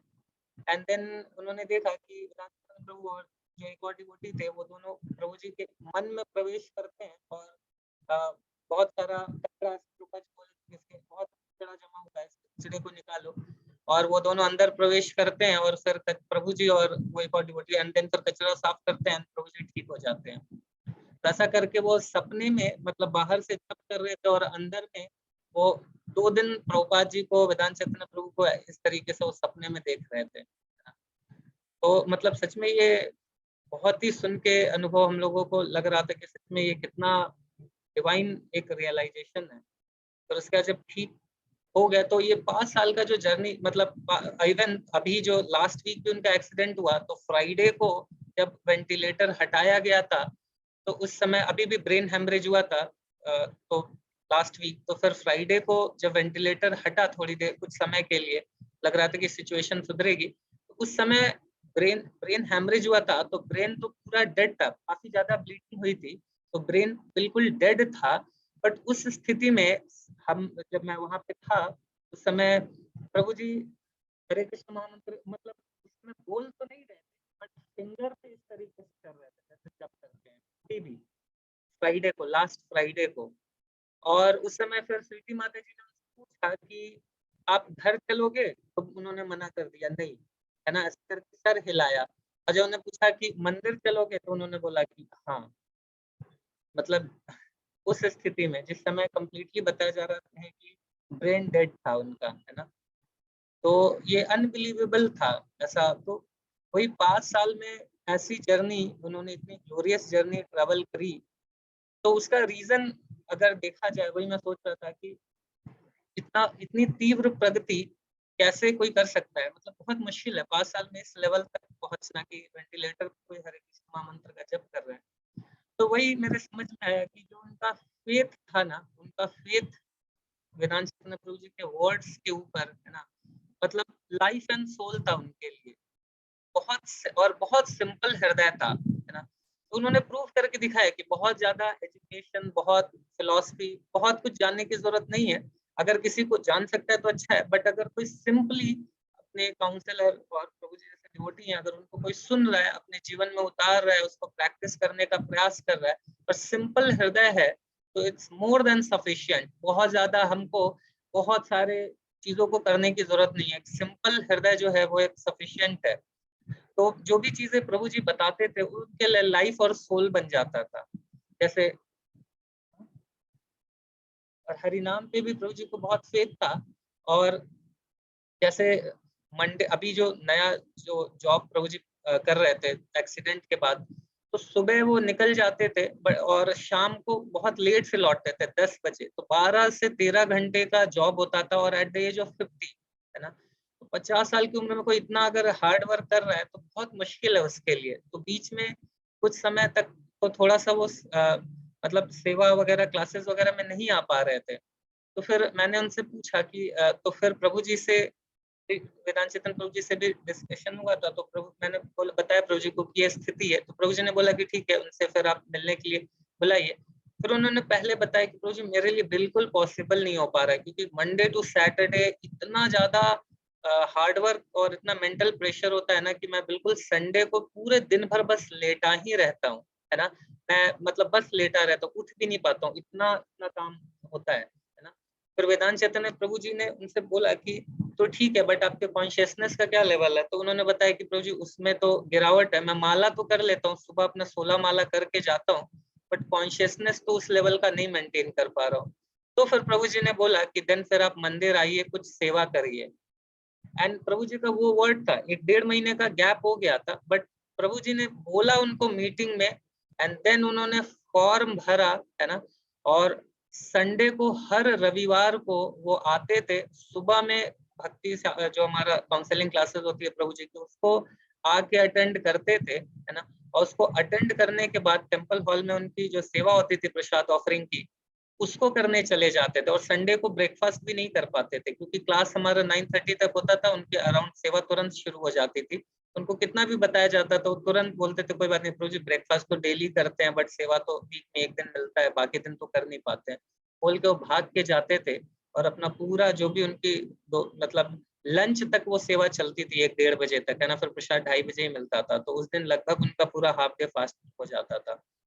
और उसके बाद फिर वो क्लास में प्रभु जी की जो संडे क्लास होती थी आ जाते थे। तो जो प्रभु जी के वर्ड्स है उनके लिए लाइफ एंड सोल था, और इस तरीके से इतने सुंदर तरीके से वो फॉलो करते थे। लास्ट ईयर जब इनिशिएशन की भी बात हुई थी, तो मैं प्रभु जी ने बताया कि भक्ति विशाल से किनका इनिशिएशन रिकमेंड करना है, तो कुछ डिवोटीज का ने नाम सजेस्ट किया।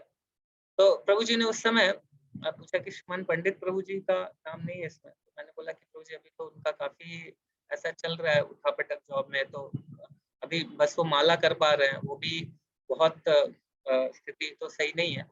तो प्रभु जी बोले कि माला कर रहे हैं, है ना, और उनका आप मतलब ठीक है, देन उनका हम लोग दे सकते हैं।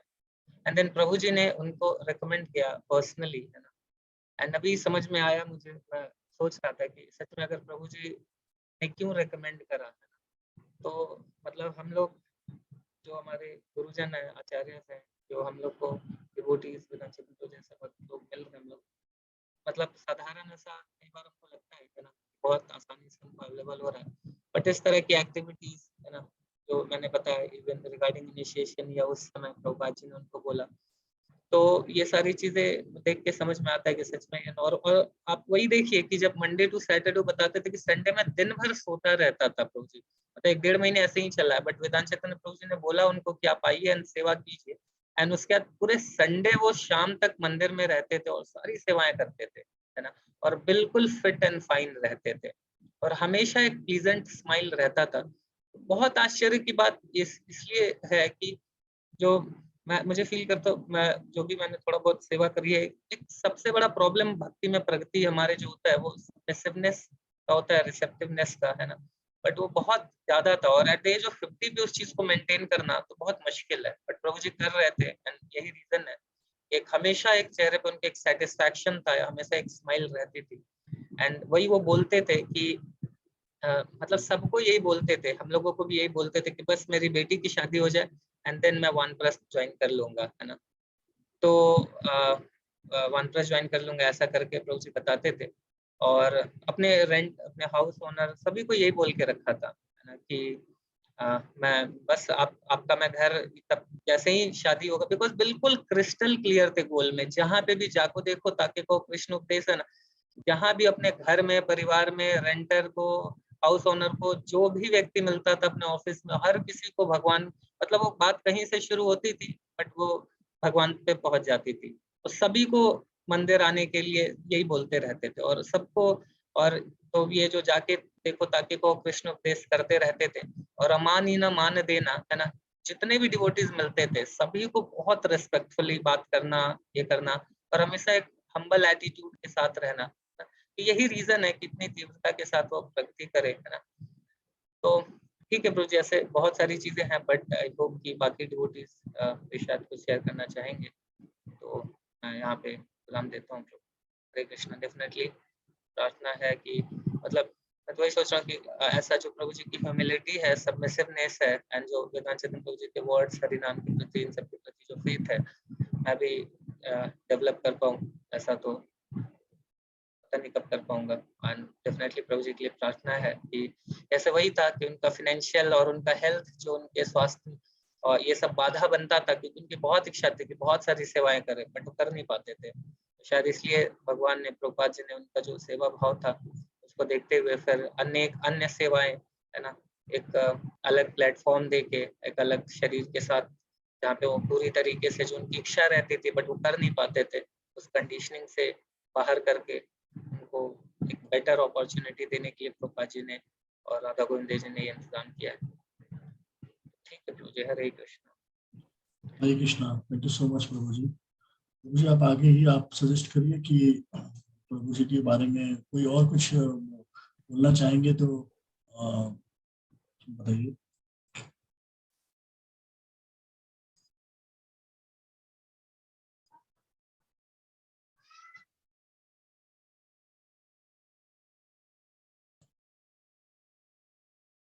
हरग्रेस सखी शिरोमणि माता जी।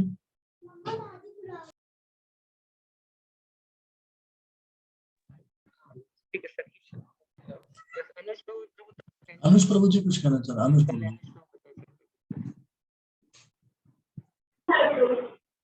हरे कृष्णा प्रभु जी, धन्यवाद प्रणाम सभी लोगों को। मेरे को भी श्रीमान पंडित प्रभु के साथ काफी एसोसिएशन का मौका मिला था। लगभग उन्हीं के साथ हम लोग भी ज्वाइन किए थे 2017 में ही प्रिंसिपल, तो साथ में ही थे, तो काफी सारी सेवाएं हम लोगों ने साथ में ही करी थी। प्रभु जी का डेडिकेशन हमेशा ही मतलब अच्छा तो रहता ही था। कई सेवाएं ऐसी होती थी कि जो हम लोग, जैसे कि कई बार हमारे फेस्टिवल्स वगैरह होते थे ना, जैसे टेम्पल में बहुत फेस्टिवल वगैरह होता था, तो उस टाइम पे मतलब हमारे प्रसादम डिस्ट्रीब्यूशन की सेवा भी रहती थी ज्यादातर में। उसके बाद भी मतलब लास्ट में प्रसादम डिस्ट्रीब्यूशन के बाद ढेर सारा बर्तन हो जाता था। अगर किचन में कोई देखा होगा कभी टेम्पल में तो जो जानते होंगे। उसके बाद भी मतलब प्रभु जी कई बार हमारे साथ बिल्कुल फ्रंट से लीड करते थे कि नहीं नहीं चलो चलते हैं, हम बर्तन भी क्लीन करके चलेंगे। कई बार जैसे हम लोग आलस कर जाते थे कि नहीं नहीं उतना थक गए कौन करेगा, उसके बाद भी मतलब प्रभु जी 50+ थे, फिर भी मतलब हमेशा रेडी रहते थे इस चीज को करने के लिए, नहीं नहीं हम सेवा करेंगे। और शास्त्र चक्षु प्रभु के मतलब जो भी कभी भी किसी की कंडीशन में बोलते थे तो प्रभु जी हमेशा रेडी रहते थे सर्विसेज करने के लिए, चाहे जो भी मतलब हमें सेवा मिलती थी शास्त्र चक्षु प्रभु वेदांत चंद्र प्रभु जी के थ्रू, तो सारी सेवाओं को डेडिकेटली करते थे प्रभु जी हमेशा। और बुक डिस्ट्रीब्यूशन वगैरह में हमेशा ही बहुत ही सिंसियरली तरीके से प्रयास करते थे, जो भी उनसे बेस्ट होता था वो हमेशा प्रभु जी करते रहते थे, करते थे। चाहे जहाँ जॉब करते थे वहां पर भी और अपने अगल बगल में पड़ोस में भी। तो और प्रभु जी की जैसे शुरू में प्रभु जी जुड़े थे तो सिर्फ अकेले जुड़े थे, लेकिन धीरे धीरे उन्होंने अपनी फैमिली के लगभग सभी लोगों को जोड़ दिया। उनकी एक डॉटर थी दिल्ली से आती थी, उनको भी प्रभु जी ने काफी प्रयास करके काफी अच्छा तरीके से जोड़ा था, वो लोग भी भक्ति करने लगे। शिवटी माता जी भी शुरू शुरू में उतनी अच्छी नहीं कर रही थी, प्रभु जी का मतलब वो होता था कि नहीं अब शिवटी माता जी भक्ति करने लगे तो हमें बड़ी थोड़ा सा वो हो गई, शांति सी होगी या फिर मतलब तसल्ली सी होगी। तो प्रभु जी ने धीरे धीरे प्रीच करके उनको भी भक्ति में ला दिया था, और माता जी भी बहुत अच्छी तरीके से भक्ति और सेवा सारी चीजें कर रही थी। और वही प्रभु जी, जैसे प्रभु जी ने बताया कि मेरा भी अभी लास्ट वीक ही मतलब संडे को बात हुआ था, सेवा सेवा कर रहे थे, वही मंदिर में प्रसादम लगाने का भोग का सेवा करते रहे प्रभु जी। तो वही भोग का सेवा करे थे। तो वैसे मिले थे, फिर बात कर रहे थे हमारे को। तो उस संडे के पहले, मतलब इस संडे जो भी संडे बीती है, लास्ट संडे जब सेवा कर रहे थे, तो उसके 10 संडे के पहले ही महाराज जी आए हुए थे। तो महाराज जी आए हुए थे, तो उसमें हमारा प्रसादम डिस्ट्रीब्यूशन का सेवा था, और ज्यादा लोग थे नहीं वहाँ पे। तो प्रभु जी को भी मैंने बोला था कि प्रभु जी चलिए, प्रसादम डिस्ट्रीब्यूशन की सेवा है और ज्यादा लोग है नहीं, तो आप भी चलिए। तो प्रभु जी जा नहीं पाए थे। प्रभु जी कि नहीं, थोड़ा जाना है प्रभु जी ऑफिस, टाइम नहीं हो पा रहा है, तो चले गए थे प्रभु जी। मतलब फिर भी मतलब चले गए थे, उस टाइम ज्यादा तो बात नहीं की, प्रसाद लेके चले गए थे। फिर जब इस संडे मिले थे, तो प्रभु जी मतलब काफी ज्यादा उस चीज को लेके मतलब मेरे को मतलब बता रहे थे कि प्रभु जी मैं चाहता तो सेवा करना, लेकिन मैं कर नहीं पा रहा हूँ। आप उस समय बोले भी थे सेवा करने के लिए प्रसादम डिस्ट्रीब्यूशन का, लेकिन मैं वही अपने जॉब की वजह से कर नहीं पाता हूँ, क्योंकि वहाँ मुझे जाना था, और कैसे भी करके थोड़ा सा आधा 1 घंटा टाइम मेरे को मिल तो गया था, लेकिन मुझे करना था। वही बोले थे कि जैसे ही अभी स्वीटी माता जी का शादी होगा, मैं प्रभु जी पूरी तरीके से फुल टाइम पूरा वानप्रस्थ ले लूंगा और यहीं पे सेवा करेंगे। अभी बिल्कुल लास्ट संडे इसके बात हुई थी, तो प्रभु जी यही कह रहे थे कि तुरंत जैसे ही हमारी स्वीटी माता जी के सेवा मैं वेट कर रहा हूँ, शादी होते ही तुरंत प्रभु जी मैं वानप्रस्थ की पूरा सेवा करूंगा मंदिर, क्योंकि हमारे को भगवान की सेवा में सारा कुछ करूंगा। तो बहुत अच्छा प्रभु जी का भाव था, और भगवान से मैं भी प्रार्थना करूंगा कि भगवान उन्हें आगे की जर्नी, भगवान अपने अपने धाम में ही शरण दे। मैं तो यही चाहूंगा कि भगवान के साथ अपना शाश्वत भगवान की नित्य सेवा में रहे लगे, वो उन्हें पुनर्जन्म न लेना पड़े, और भगवान के धाम में ही उन्हें जगह मिल जाए, और भगवान के साथ नित्य सेवा करें। मैं तो यही चाहूंगा। Hare Krishna. Hare Krishna. Thank you so much प्रभु जी। हरे सखी स्वामी माता जी कुछ कहना चाहेंगे?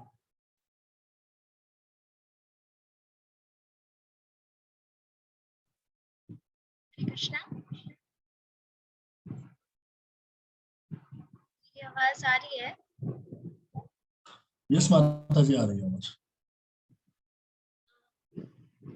श्रीमान पंडित प्रभु जी के बारे में जितना भी हम लोग कहेंगे वो कम ही होगा, और मेरे जीवन में प्रभु जी का विशेष स्थान है एक्चुअली, क्योंकि जब भक्ति वृक्षा स्टार्ट हुआ नोएडा में, जब हम लोग बहुत कम भक्त थे, और प्रभु जी स्टार्टिंग के फेज से ही हमारे साथ रहे हैं, और मुझे काफी प्रेम करते थे प्रभु जी, और मुझे भी काफी एकदम पिता के जैसे मतलब प्रभु जी मतलब प्रेम करते थे मुझे, और मुझे भी कभी ऐसा फील नहीं हुआ कि हाँ वो मतलब एक प्रभु जी है। मैं उनमें हमेशा एक फादरली अफेक्शन हमेशा देखती थी।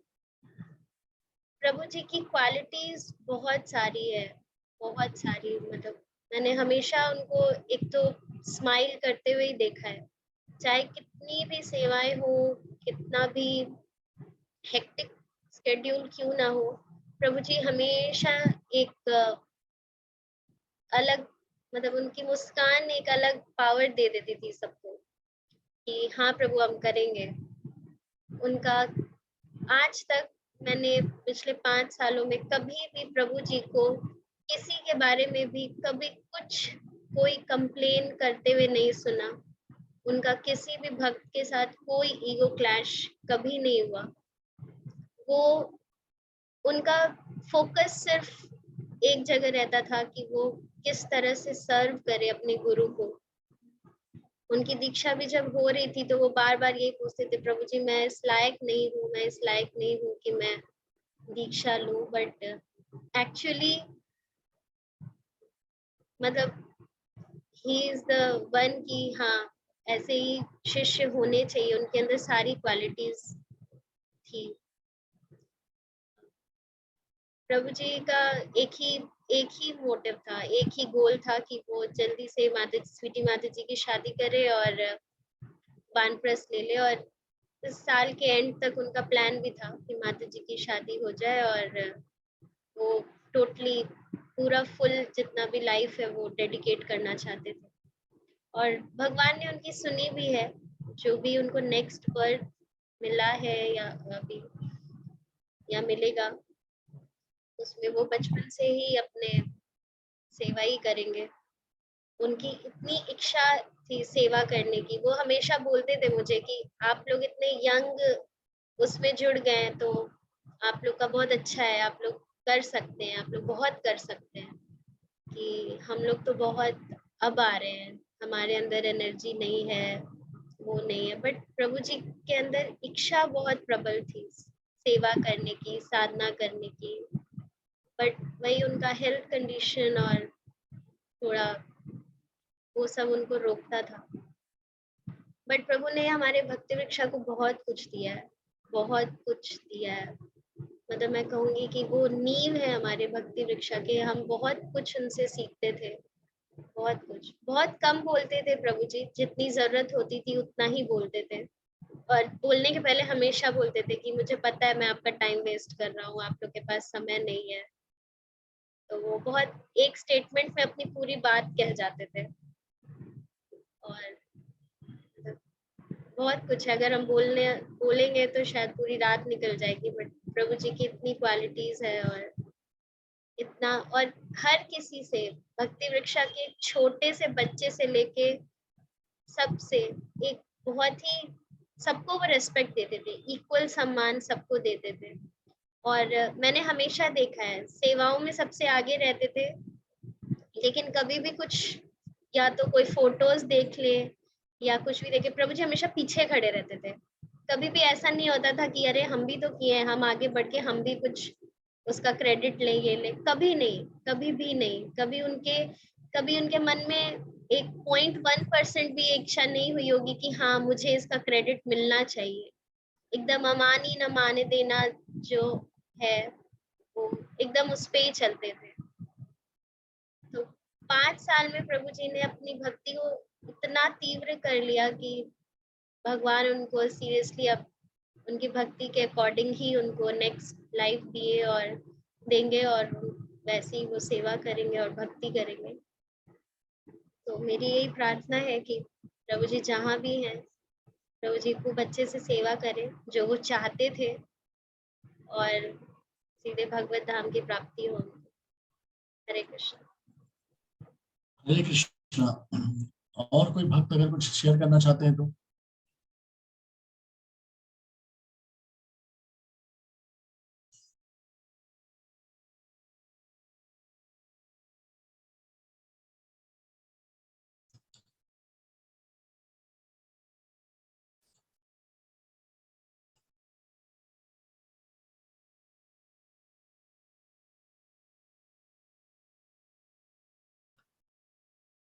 हरे कृष्णा। समाप्त करने से पहले अगर किसी और भक्त को कुछ कहना है तो आप कह सकते हैं, अपने आप को अनम्यूट कर सकते हैं।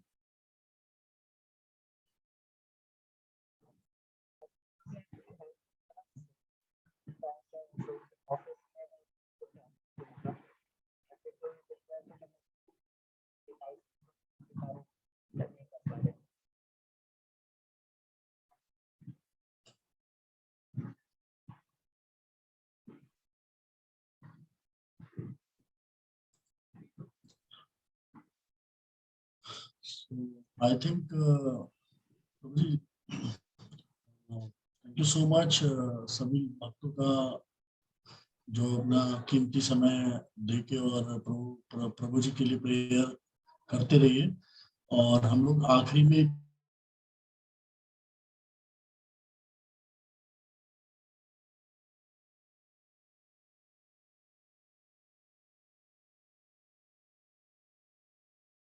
कृष्णा हरे हरे, हरे राम राम राम हरे हरे।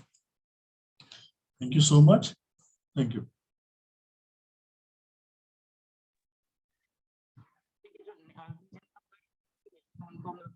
साथ शिक्षक प्रभु जी कुछ कहना चाहेंगे? करते हैं। प्रभु आवाज नहीं आ रही आपकी।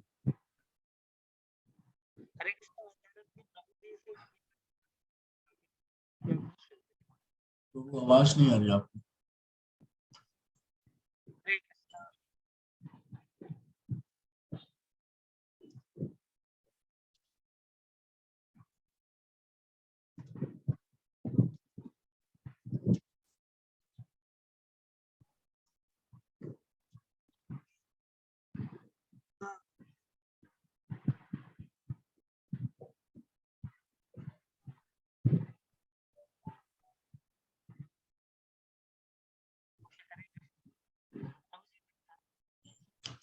प्रभु जी की आवाज नहीं आ रही, बट वो चैट में कह रहे हैं कि जिसका हमने भगवत गीता की जो क्लास की है उसका question answer session next class में हम करेंगे। Thank you so much. वांछा कल्पतरुभ्यश्च कृपा सिंधुभ्यश्च पतितानां पावनेभ्यो वैष्णवेभ्यो